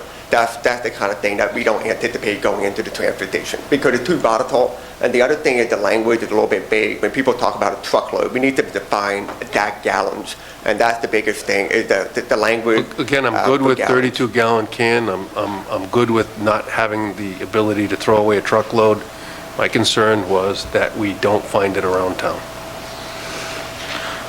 If the $50 number, and Eric says the $50 number is good, I'm good. It's $50 for that, it's still cheaper. If I may, than Mr. somebody President, pick up at your house. there was a lot of work. We've been discussing this since May. What came through loud and clear during all the discussions on the transfer station last year was that we have a management problem. And what we're finding with C&D, we've taken there have been great strides with the transfer station. It's cleaner, it's operating more efficiently, there's no more lines. But the C&D is out of control. We have trucks coming. Now what people are doing is they're putting stakes on the side of their pickup trucks. This is not residential C&D, and that's what we're trying to attack. No, I get it. I mean, I get going a 32-gallon bucket. I get that. If it doesn't come in a 32-gallon bucket, it doesn't go into the station. Get that. I think that's a great solution. It's even like, we go through quite a few issues, somebody will come in with their barrel, but they'll also have an armful extra to throw in. But when you start adding every single person that's doing this, it's just, next thing you know, you've got 10 more 32-gallon barrels that are in there that, it's just costing the town. And I think I got showed pictures, I mean, people was said, people are filling up sidewalks on their trucks because it just says $5 a truckload. Yep. And when you try to explain it to people, either they get, basically pissed off or, they just don't want to deal with it. That's okay. And my thing is, we should have a dumpster. So anybody who's replaced their windows twice in their house in 1 year is an issue. Yeah. Mr. Gleason. If I could just backtrack a little bit. I think the difference in the people wanting to speak here is going to be about the C&D aspect, the ABC and whatever, and we have the rules. And I think there's like two different things that we should try and get through tonight. So I'd like, if we could, go back to the discussion later about the ABC, but get to the proposed rule changes that the committee has made. Well, that C&D is a pretty big rule change. Absolutely. That's what I'm saying. Let's handle that separately. Okay. From the verbiage that he's got on the first 2 pages here. You've just suggested that we go to December 30th. That's a suggestion. 31st, yeah. 31st that we go with for the next time period. Backtracking a little bit, when we initially talked about this, we came here because Mrs. Grimes was complaining about not being able to use a tarp. So in the middle of the changes, of the procedures that we've been using all along, we said we can't do that anymore. So the whole intention was to try and get everything in black and white. It goes back to April and May. And my concern at that time were things such as disposal of tires, mattresses, C&D, and ABC. So if we could, just let Ted finish his, tell us what he has changed in this thing. And then I suggest people like myself have a change to what is written here, and we can discuss it. That's acceptable. No, we were, but go ahead. Go ahead, Ted, go down your list. No problem at all, actually. I think we could spend the next half hour talking about ABC. No, I think we're done with that. Yeah. Okay. It's 32 gallons and you get 4 passes. I don't know how anybody is going to go in there with a 32-gallon container of all brick in one trip. Yeah. And get it out of their trunk or car or whatever. I have experience with that. Anyways, One at a time. how do you do one at a time? You go up there with a small load. You don't have to worry about using your voucher to get rid of 32 gallons all at once. That's my point. But anyways. Yeah, before I jump into your point, that's why we allow that it's up to 32 gallons. We don't know, care how you do it. It could be 5-gallon pails, stick to them, because we understand it's physically heavy. You would have to be in the Highlander game to, do 32 gallons of concrete at one time. So, I get it. But I mean, if the sticker only says 32, you don't have to customize that window. It's 5 gallons. So you just give me like a partial sticker. So, but you're doing your forecast, so if you take out a walkway, I mean, they're not tyrants down there. If you're taking out your driveway or a walkway, and you have to make 3 or 4 trips because you have 5-gallon buckets, they're not going to shoot you out for the resident. They'll work with the residents. So before I jump into the individual rule, the proposed solution discussed among town staff is that a resident would appear at town hall, receive a pass to, or you can get all 4 passes at one time. You can eliminate all your C&D and A, B, and C. But it would be wise to not use up your 30 gallons on a 5-gallon pail. Maybe allow it to aggregate if that's what you want to do. So back to your point, we did tires. So we defined tires, the exact inches. We found that language was lacking. We definitely want to put that in black and white plain English, so there's no confusion or confrontation at the transfer station about what that is.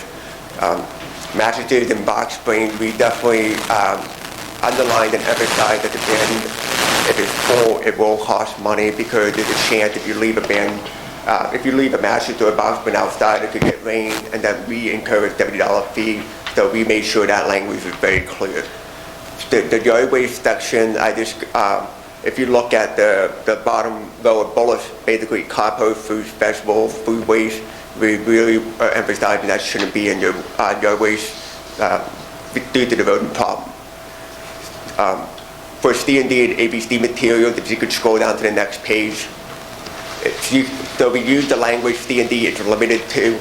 So if it's not specifically listed here, and a lot of this language I took from Rhode Island Resource Recovery Corporation's overarching document, what we can dispose of in Johnston.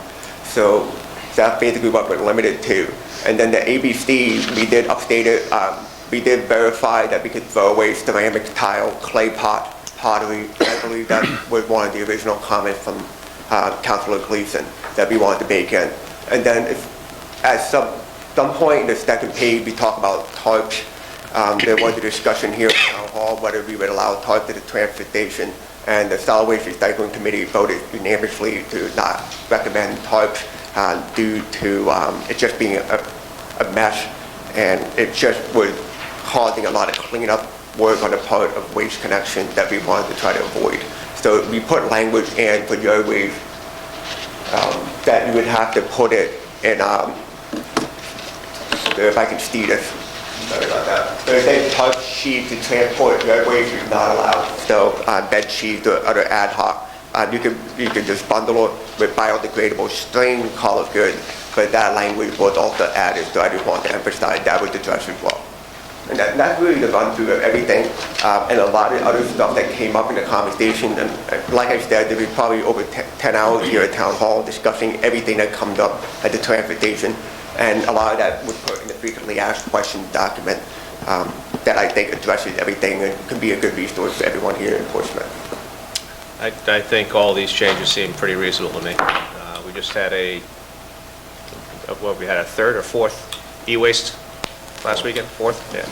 So that's been taken care of. Hopefully people aren't throwing their TVs out on Wapping Road? Not Wapping, it was the bottom of Corey. Corey was two big, pretty large TVs. Quite a bit on Burma too, right now. Yard waste, the brown bags are $5, they're like $1 a piece. Yeah, traditionally, like the large bags, they're like $2 a piece, but we do say that you can bring your yard waste in barrels up to 64 gallons, which is a big so barrel. We eliminate we're all about conserving resources. Why make people have to buy a bag if they can just reuse the bin? But a bin is a one shot, it's quick, it's easy, so that's why we put that in. Okay. The last thing I forgot to mention is these rules, I think, were written in mind with Prudence Island, so this is kind of like a supremacy clause concept. So the rules are all of Portsmouth, not just Headley Station, it's also the Prudence Island Station. So that would have to triple the second He document. just said that this was... Because I write it Headley. Okay. Yeah, he just said that this, but it's not. This is probably a Oh, yeah. conversation for another time, but Rich, are we going to be able to loop Prudence back into the yearly, or are we going to continue to allow them to pay from April 1st to April 1st? I don't even know where to begin on that discussion. I don't know don't. how it ever got to April 1st. Okay. I think if we do that right now, Well, actually, it really doesn't matter, because we pay for Prudence anyways. They're not Prudence buying a is- sticker. They're separate. exactly. They buy a sticker. Right, yeah. So their sticker sales, just to refresh, their sticker sales go into the general fund. Right. Sticker sales for Headley Street, Headley, Go into the people that are enterprise. using here go into the enterprise fund.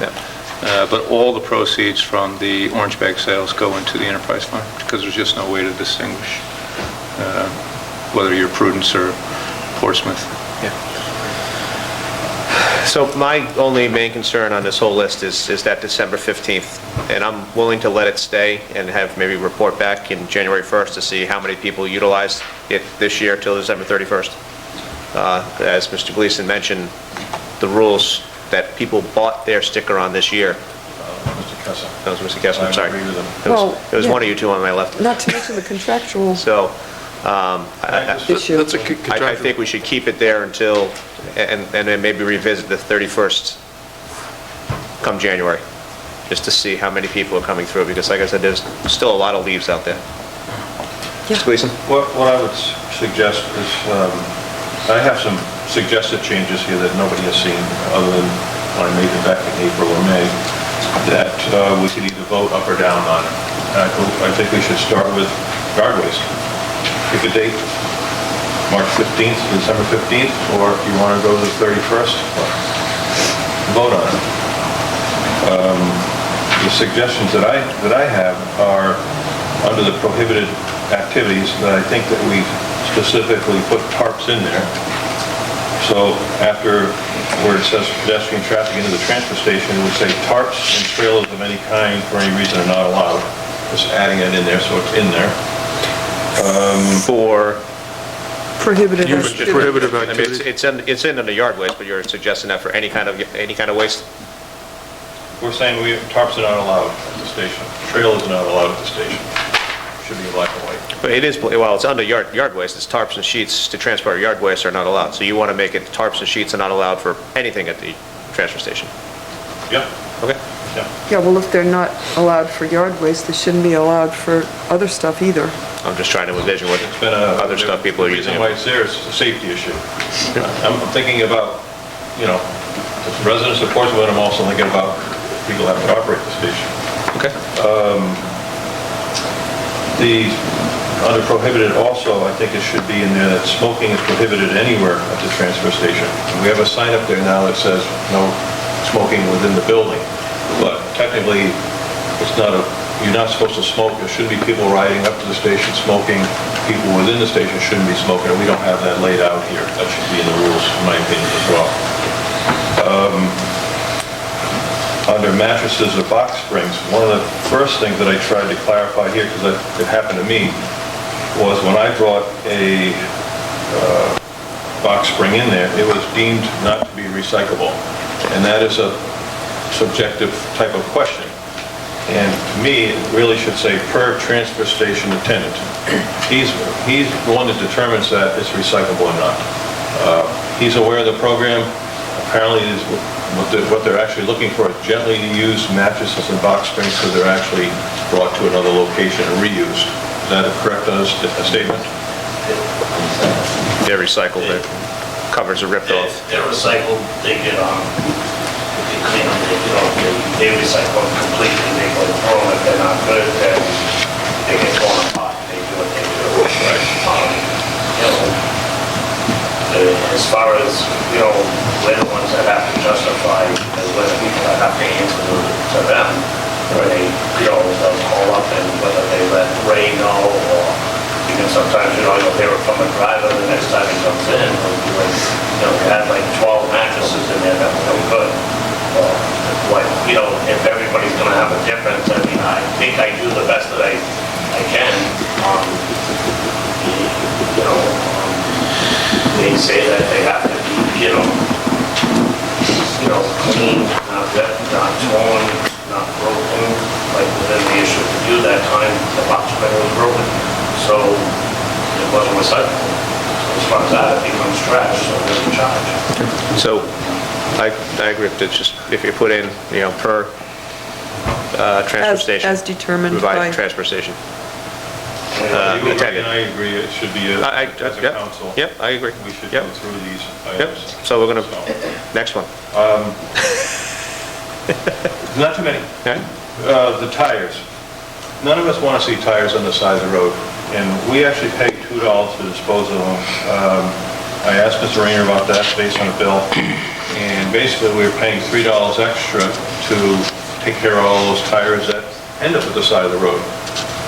Part of me wants to say, if it's only $2, people are going to throw more tires away the right way, as opposed to the wrong way that we have happening now.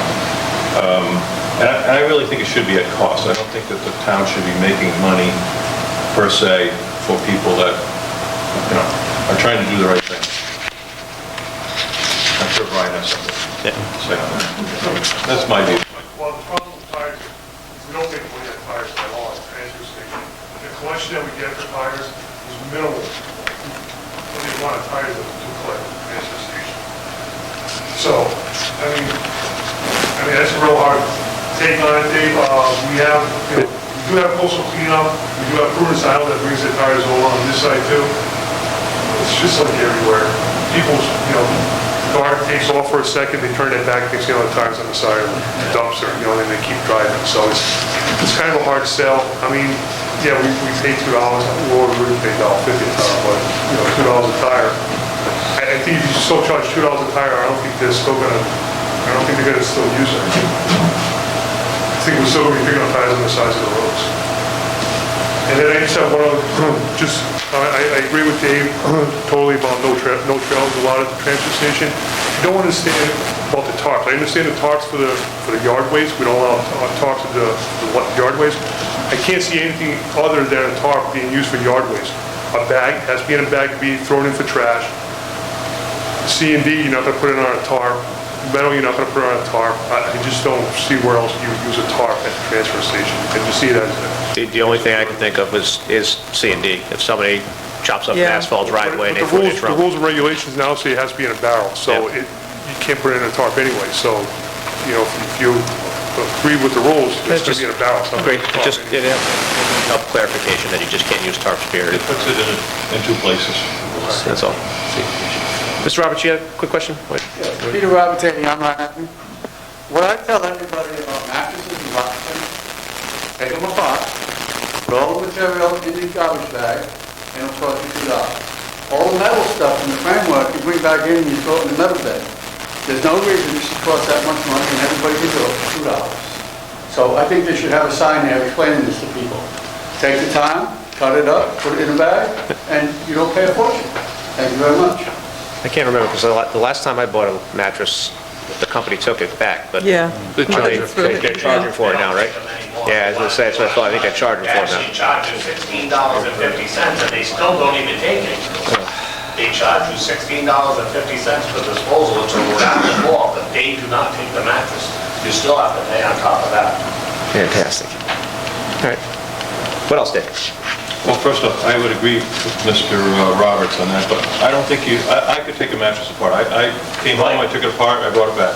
But I don't think everybody should be burdened with that. I think the whole purpose of having this compact station is to make it as easy for the residents as possible, and for the attendants, okay? And I thank the committee for the work that they've done on this. They've done a nice job. Again, there was one section in here, the C&D, it asks you to put your plumbing fixtures in there.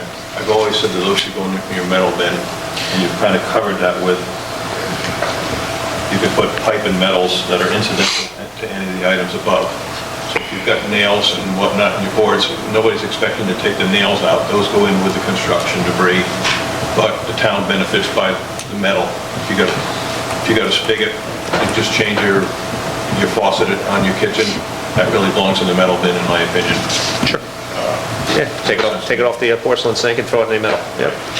There was one section, I can't find it right now, but it was kind of indicating that people should take things apart.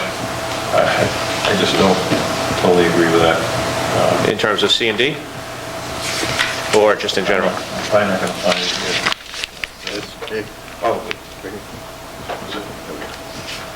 Under diversion items, if item is not specifically listed above, Must be must be cut up and separated. placed completely inside a page or throw bag.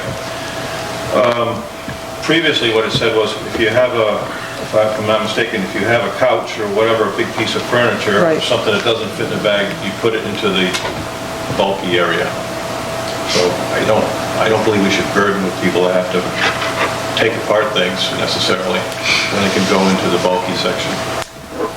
But I don't know how to put that in words.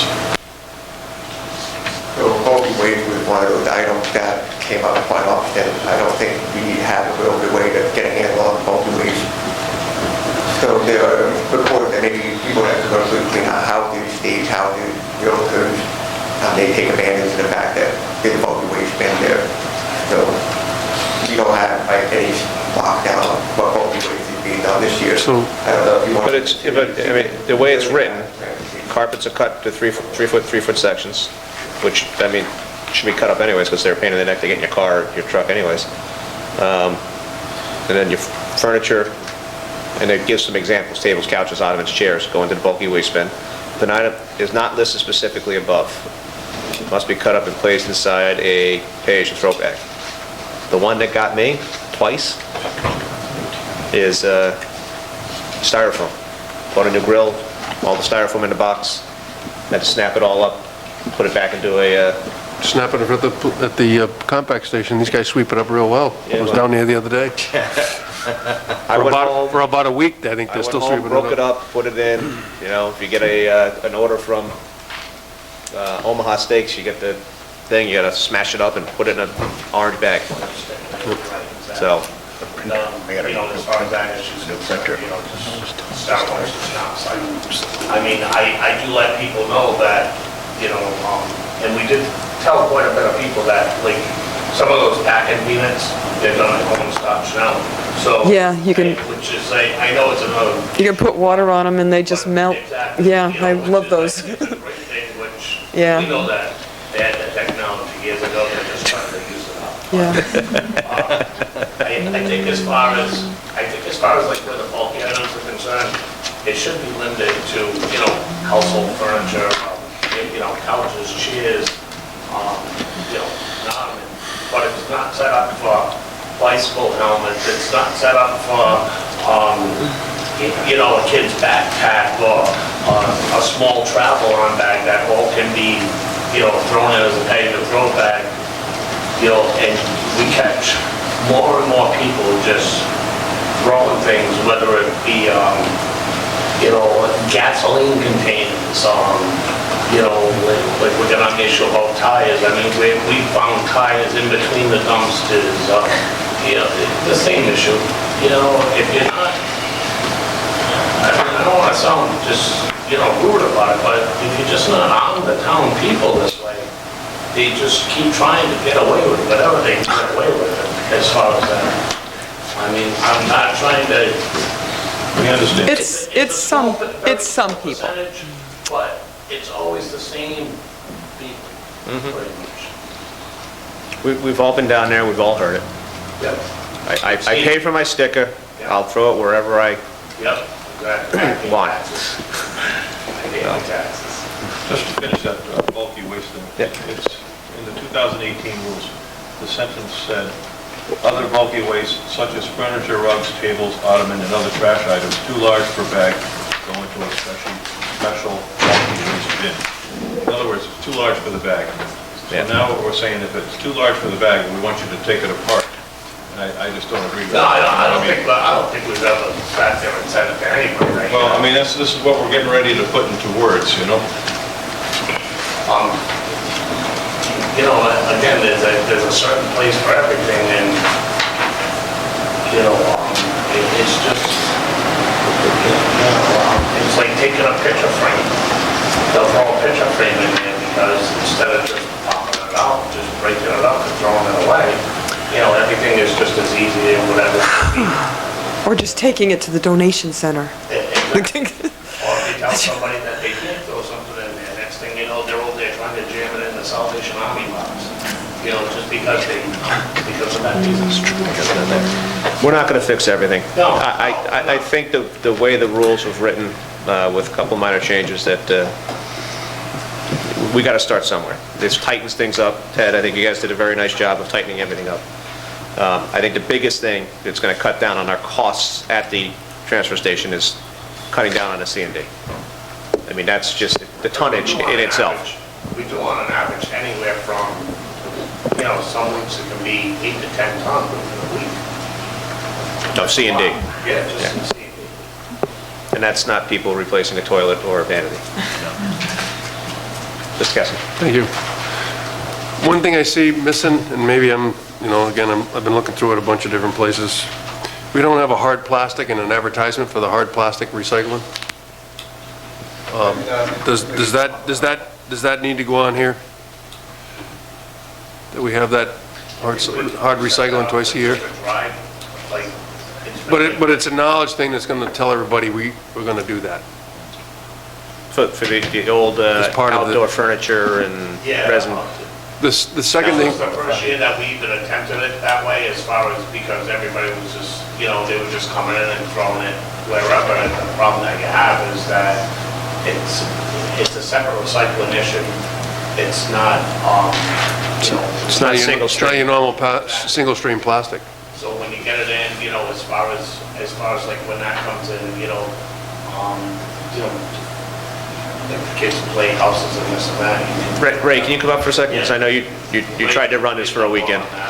So is this something that we could do at the high school twice a year, like we do electronic waste? You could, but it's convenient to have it at the transfer station because they have the container there. Okay. And we can smash it, pack it. But there's no advertisement of it in the rules, right? No, it's an isolated collection. We did 2 this year. We'd never done any before. Collected 6,500 pounds approximately of hard plastic. But I've been told, there's no capacity at the transfer station And I don't think that's what Paul's asking for. I think Paul is saying, he just wants it put in it the underneath rules. maybe where it says recycling, hard plastic, i.e. So that people know what Look to for do. special dates. Special dates are set up a few times a year. We do shredding once a year. Right. Yeah. Special dates. That's on reference if you want to reference something like that. I'd like to briefly talk about the C&D though, if I could. With the 4 barrels per household, we estimate about 50 pounds per barrel. That's what Republic mandates when they do curbside, 50 for C&D. And that's about, with 3,000 households at the 4 barrels, 200 pounds, that's 300 tons of C&D that we're allocating, saying, because we recognize C&D as a powerful asset for the transfer station. So with 300 tons available, to the residents, last year we did 480 tons of C&D, which is outrageous, at $43.01 a ton to haul it, and another 47 to tip it. It gets pretty pricey.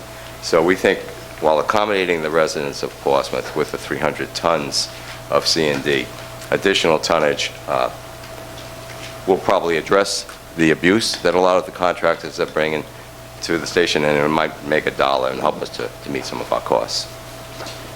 One more question before you leave. Yes, sir. Maybe 2, because I might have one. We have this diversion items, and we know that C&D is driving the cost. Did the committee or anybody consider doing a pass for those large items? Couches. I mean, you can't get one of those in a bag. I have no idea what that costs in bags, but it's because that's where it's going to end up, right? Yeah. So I think as far as where couches, chairs, and... You're in the gentleman's way of the camera. Would you walk to the just mic? So they can hear you in a mic, that's all. Yeah, I don't think we've ever really had to break down to that issue where we've had to tell somebody, or they've even thought that they've had, I've had, nobody ever come to me and say, why do I have to bring a couch down? No, it's the clearing out of, it's commercially clearing out of a house. Did you consider that being a pass as you did C and D?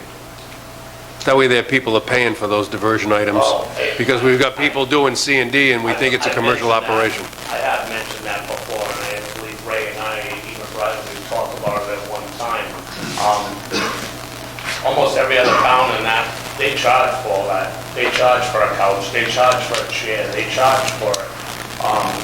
Again, a 4-day pass, no different than C and D. I was wondering if the committee considered that. As far as the passes, we don't allow C&D on any of the passes, unless you come up and pay the $75 for a C&D pass, you know. Different pass. Correct. As far as, like, if somebody comes in, they get a 1-day pass or a 1-week pass, that most of the time generates them to just yard waste. You know, if they have a couple of bulky items, or they buy their bags and they use it for trash, you know, and recycling and so forth. I also,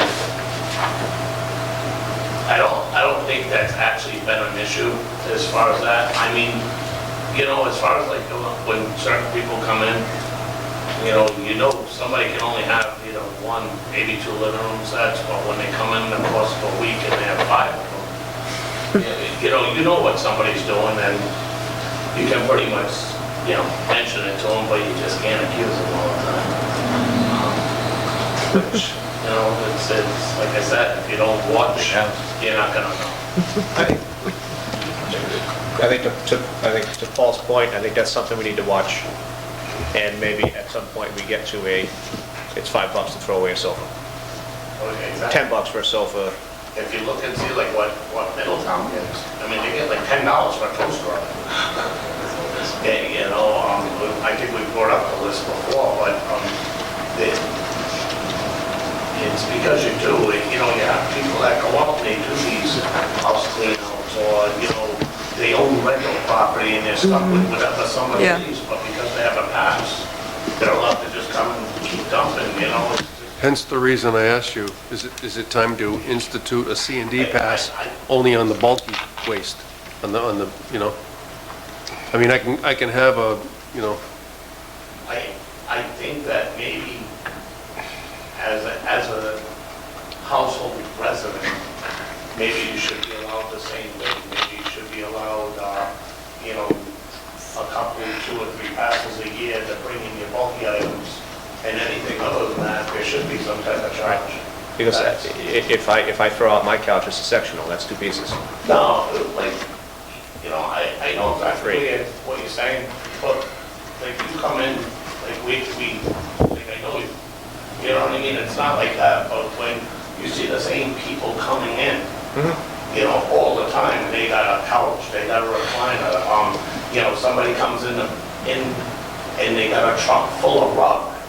You know, it's just that you sit there and you tell them, you're like, this is a commercial job, you already, you know, and because they come in, they got their gear on, it's not like, you know, they come in, they got a pair of clean Levi's, they come in, they're dirty. I get you. But I think to Paul's point, I think that's something we should monitor, and that might be something we change next year. Because I think that's going to change the price of the bag. Yeah. Agreed. Possibly. My question is about shredded paper. I know we do a shredded event. Clemens did one a month and a half ago. Is there a way to put 96-gallon bins up there inside the building for people, like I have 2 bags of shredded paper sitting in my office right now? The thing is, you can't bring a 96-gallon barrel no, we can't. It has to either be in a dedicated load to Rhode Island Resource, or they don't want it at all.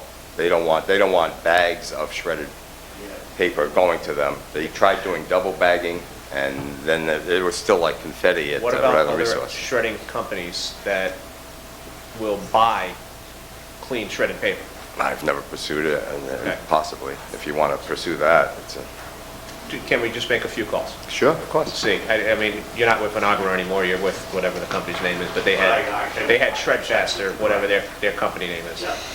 Is there a way to have them come once every 2 weeks or once a month as they're doing a shredding event here to pick up the paper?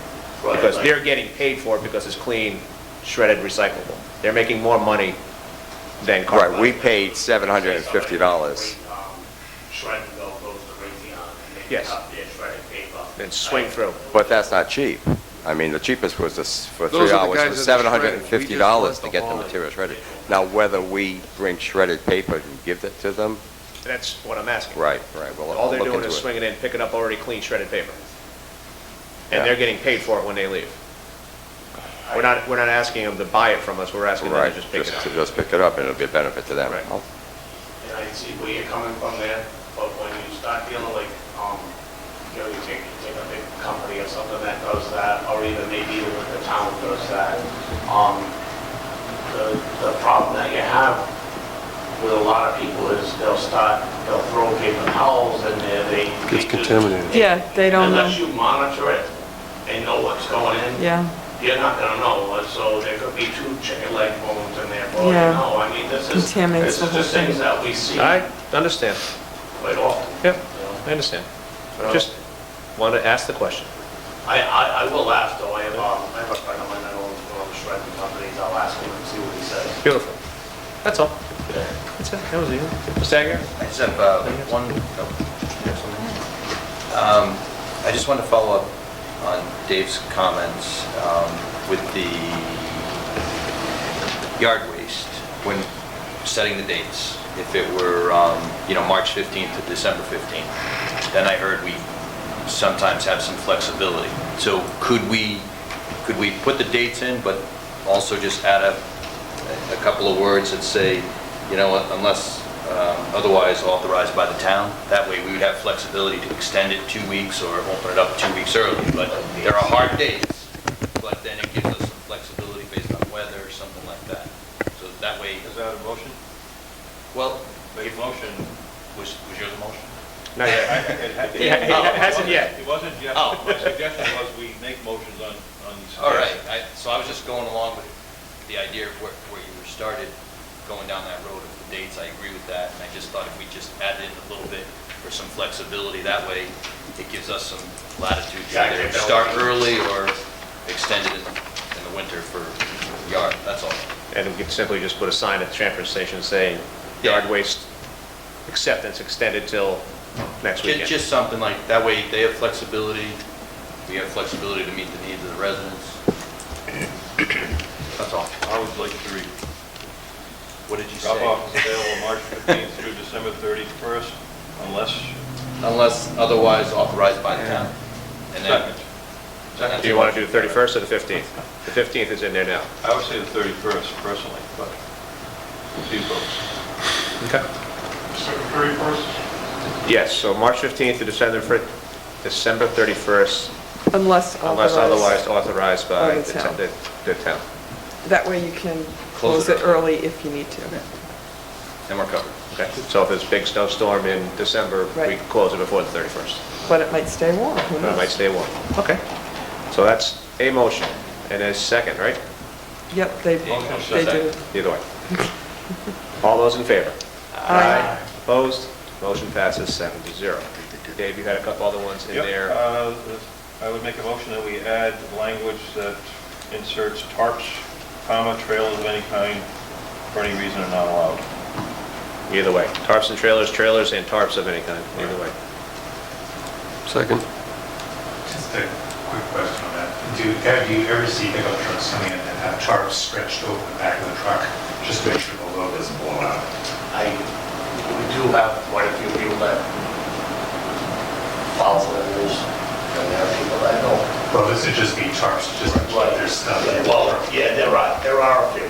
But There they are a few people that cover it so that, Who has that much stuff that they're bringing in over the tarp? No, I think he's talking about keeping the dust down. Oh, while- I understand, Yeah, but I'm trying to figure out that, I mean, that's, Keep stuff in the boat.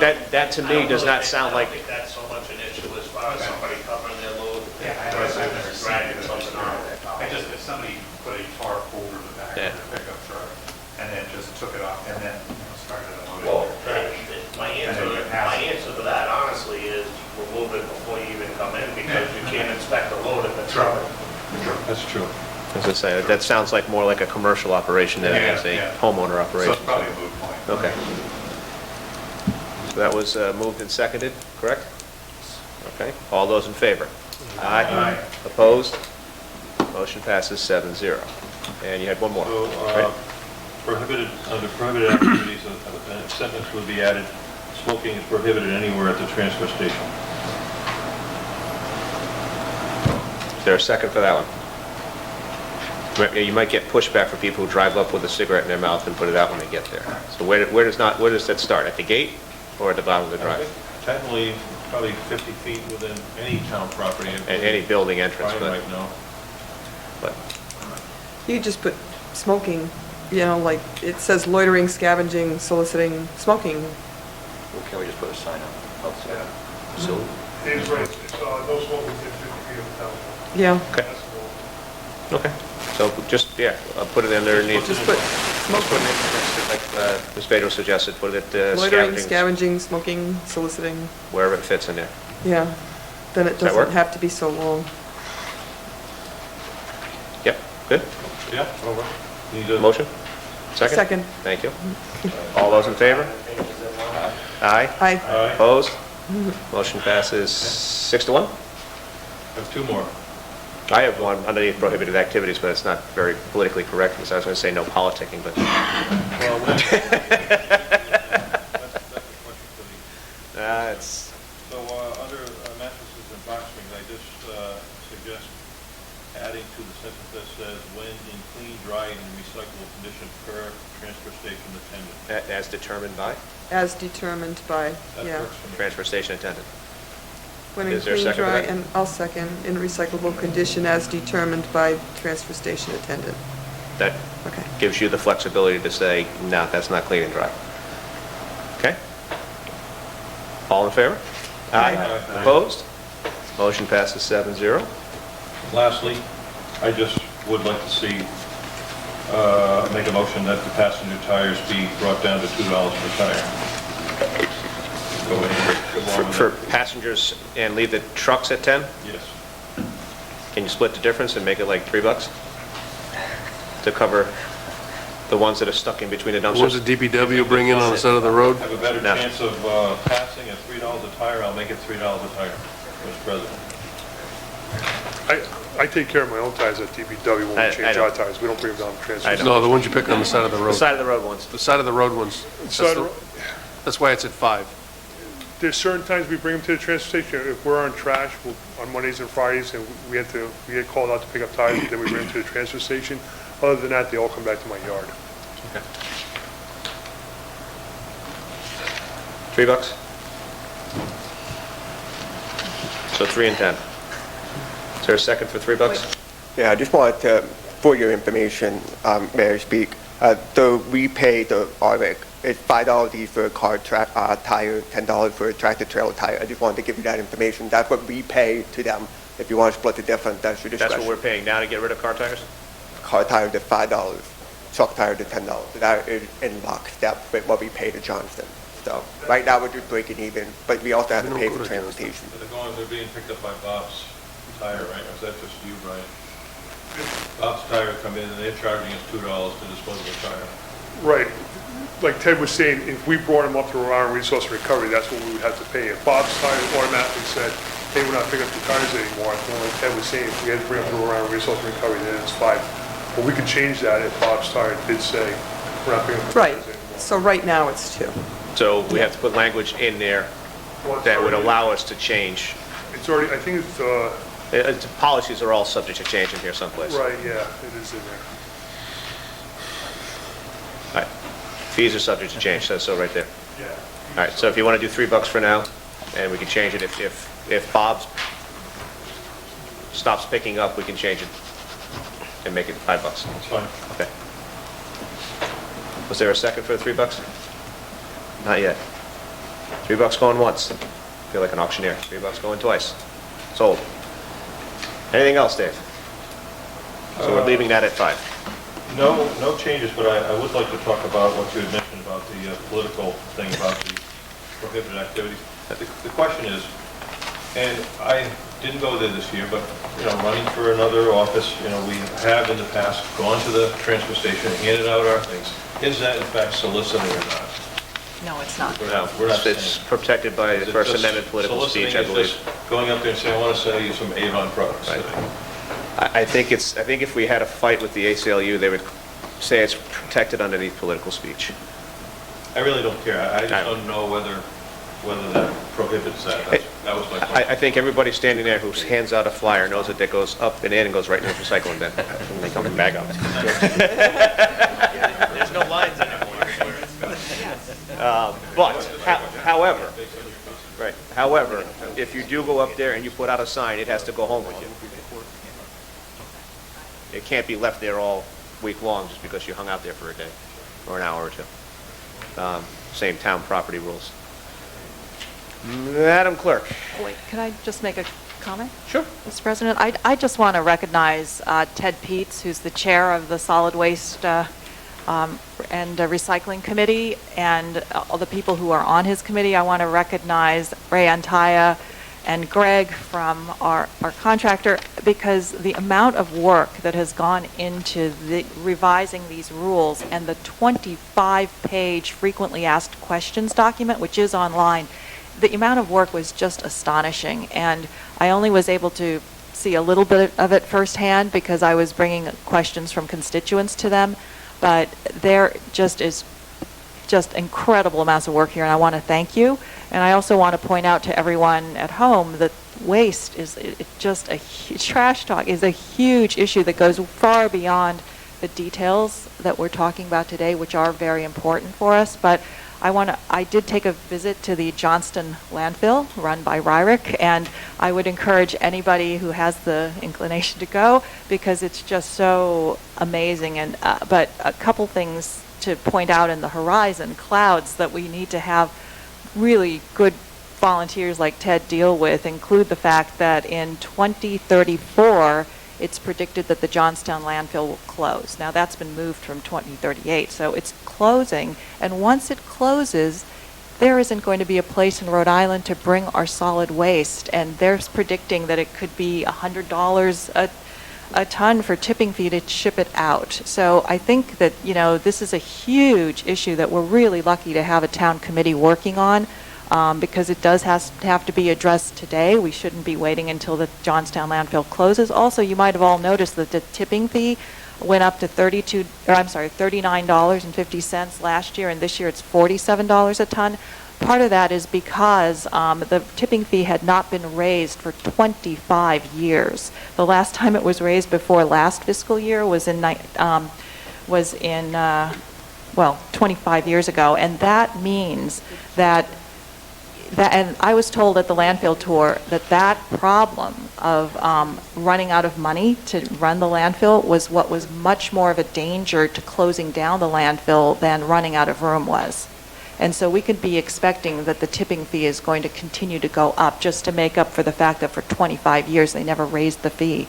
So and then also I went to last thing, I'll be quick, I went to a hazard response meeting, and they said that one of the biggest problems if we do have a giant storm is all the trees that are come down and what people do or what towns do to handle waste that occurs from these catastrophic incidents. So again, it's really important that we have Brian and our hazard mitigation guys and you guys and everyone kind of preparing us rather than just trying to respond at the last minute to some of these huge issues that are going to be facing us. So I really, really thank you, because it's very complicated and it takes a lot of work. So thank you. Thank you. All right, I'm going to try and, if I forget any of these, summarize what the changes are. And I'm going to paraphrase because it's not going to be exact, but we're changing yard waste drop-off from March 15th to December 31st, but may be extended by the town, or maybe changed by the town. We extend it. Did we say extend or Unless change? otherwise authorized by the town. Unless otherwise authorized by the town. Perfect. Prohibitive activities, we added smoking. And we placed tarps/trailers, trailers/tarps, I don't care which order that's in, right? Doesn't really matter, of any kind. And the mattresses, conditions are per the attendant at the transfer station. That was everything, right, David? Nope, we didn't vote on that. We didn't go there. We did not vote on that. You missed that one, Brian. I did forget one. And I- what- One, you didn't forget, I forgot it, whether we just take out the plumbing fixtures for C&G. Hopefully people know to take out the plumbing fixtures and put them into the middle. Leaving it there, Yeah. it's a common sense thing, but Yeah, but I see what happens, you know, people just, they rip out the sink and they leave the faucet attached to it and throw the whole sink in there. Yeah. these are all positive changes. Yep. I'm happy with that. So we have voted on all the changes. Do we have a motion to accept the new transfer station rules as amended? Motion. Yes. About the mattresses in Box Springs, just saying that I'm just concerned because the Mattress Council, the Mattress Express, they set the standards for what is collected, but it's to be determined on-site by Eric. Correct. Just going to know the language, how you would write it. If you're It's- thinking of saying the It's tightening up what it says now, because right now it's when it's clean, dry, and in recyclable condition, as determined by whom. Now we're saying as determined by the attendant. Not as somebody coming in and fighting, saying, I think it's clean and dry, and Eric's saying, it's not clean and dry, I can see the pee stain on it. I just say, I just wasn't comfortable with him being, the onus is on Eric. But As opposed to the Mattress Council sets the standard. Well, then, But that's what it is, and that's though. fine, Eric knows what the Mattress Council is, so just print that out and have it there and hand it to somebody so that they can say, hey, this is what it is, and this is not applicable to this. That mattress doesn't match these guidelines. So That's all. should it say that his determination is based on No. following the, I think it's his determination is it. There's no, I mean, if we put any other regulations in there, then it becomes more fudgy. pursuant to applicable? He's got them. He knows what the requirements are or the guidelines are, so I think that works, personally. But if somebody wanted to make a motion to put in recyclable condition as per the guidelines and the opinion of I think his opinion is more important than the guidelines. Well, his opinion is based on the guidelines, so. Correct. But your opinion could be based on those guidelines too, and it might not match his opinion. Right? I'm just saying. He's the one that's going to determine, Right. because we're not going to have them down determining every mattress. Well, I just think if we just leave it as determined by the transfer station attendant, that limits discussion Yeah. and fights. Yes, Deb? So the Mattress Council is basically the rules defined by the public law. There is a weakness in how it's written. They basically say you're unable to accept severely damaged, wet, twisted, frozen, or stored mattresses or box springs, but it doesn't really define that it's 50%, 25%, 10%. So it is kind of nebulous, so Yeah. that's why we're in this predicament. Yeah. So it is a spot call. So it's better for him to be able to say, something like this has gotten rejected in the past, so I'm not going to accept it. I would go with a kind of caution. Right, yeah. Okay. So do I have a motion to approve the new regulations as amended? So, Second. I got echoes. I got 2 firsts and 2 seconds. Originally. Yeah. Okay. Okay. So we got a second. All right. All those in favor? Aye. Opposed? You're in good? All right. Motion passes 7-0. No more trash talk. All right, correspondence. We've already done new business 1 for those who came in a little late. We have a CRMC gives the written public notice of deliberation and proposed amendments to Metro Bay SAMP and the Quinnic Island SAMP for consideration. Written comments filed in this matter were voted on at amendments on November 13th, 2018, which was today. We have the monthly RIRAC report. We also have the preliminary, wait a minute, on this one, there we go. Preliminary selected to receive block grants for the Rhode Island Community Development Block Grant Program in the amount of $79,248 for the child and family Portsmouth renovation and the administration, which is $7,200. And we have the quarterly report for the Quinnic Island Planning Commission. They had their meeting tonight, so I asked them to at least get it to us and put it on the agenda as correspondence, and if anybody wanted to pull it off and put it on for a future meeting, we could do that, but he couldn't be here to discuss it, so I said, at least get it to us, and then we'll go from there. I have a motion on any of those items, or to Move take to all four? receive and place on file. Thank you, Ms. Pedro. Is there a second? Second. All those in favor? Aye. Opposed? Motion passes 7-0. Mr. Rayner? Sir.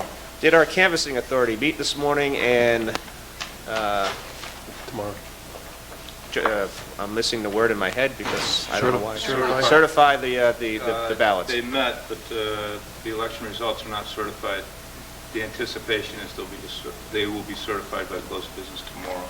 Okay. Excuse me, Okay. that's been changed. They are Okay. not meeting tomorrow, the Board of Elections, they are meeting on Thursday. So she has Okay, new so information. if we don't have an answer from the Board of Elections before 5 o'clock on Thursday, that would push the swearing-in ceremony to the 26th, because we wouldn't have the 48 hours to do it on a Monday. We were planning on it for 7 PM. Right. So we have to the 7th. have a little wiggle room. I've also asked a certain person to text me when they have an answer. My suggestion is that it's always easier to cancel. So my suggestion is that we go ahead and put out an agenda saying that we will have the swearing in on the 19th. 19th. Yes. Losing my mind here. With the anticipation that they'll certify the results Thursday night. Okay. So the way we handle our swearing-in ceremonies, it's done the first Monday after the votes are certified. Because of open meeting laws, we have to put out an agenda 48 hours in advance, which does not include weekends. So it has to be done by 7 PM, if that's when we're going to start. On Monday night, it has to be done by 7 PM on Thursday. If they are not certified by 7 PM Thursday, I'm going to count back with 17th and 15th, which would be this Thursday. If they're not certified by this Thursday at 7 PM, we will have to cancel the swearing-in ceremony, do it on the 26th, and then the 26th meeting will be moved to the 27th with the new council to handle normal business. I have yet to find it. Mr. Rayner and I are discussing it, but last swearing-in ceremony, we had a question by a soon-to-be counselor that there was no normal business to take place during the swearing-in ceremony when we actually had to do the bond to save the town interest rates and money. So if we do the swearing-in ceremony, it will be the swearing-in ceremony itself, and then we'll have to have a regularly scheduled meeting the day after. And I reviewed the tape. What was referenced that evening was Section 201 of the Charter. Section 201, it's clear what is supposed to be done, and I think it can be inferred that the intent was not to conduct business on the swearing-in night. That's obviously up to the council, but it's just cleaner if we do the swearing-in, and then if we can't do the swearing-in on Monday, we do the swearing-in on the 26th, and then just hold the meeting on the 27th. So everybody's got that? Yes? No? For us other people, we sit here and we're sworn out first. So, yes, so,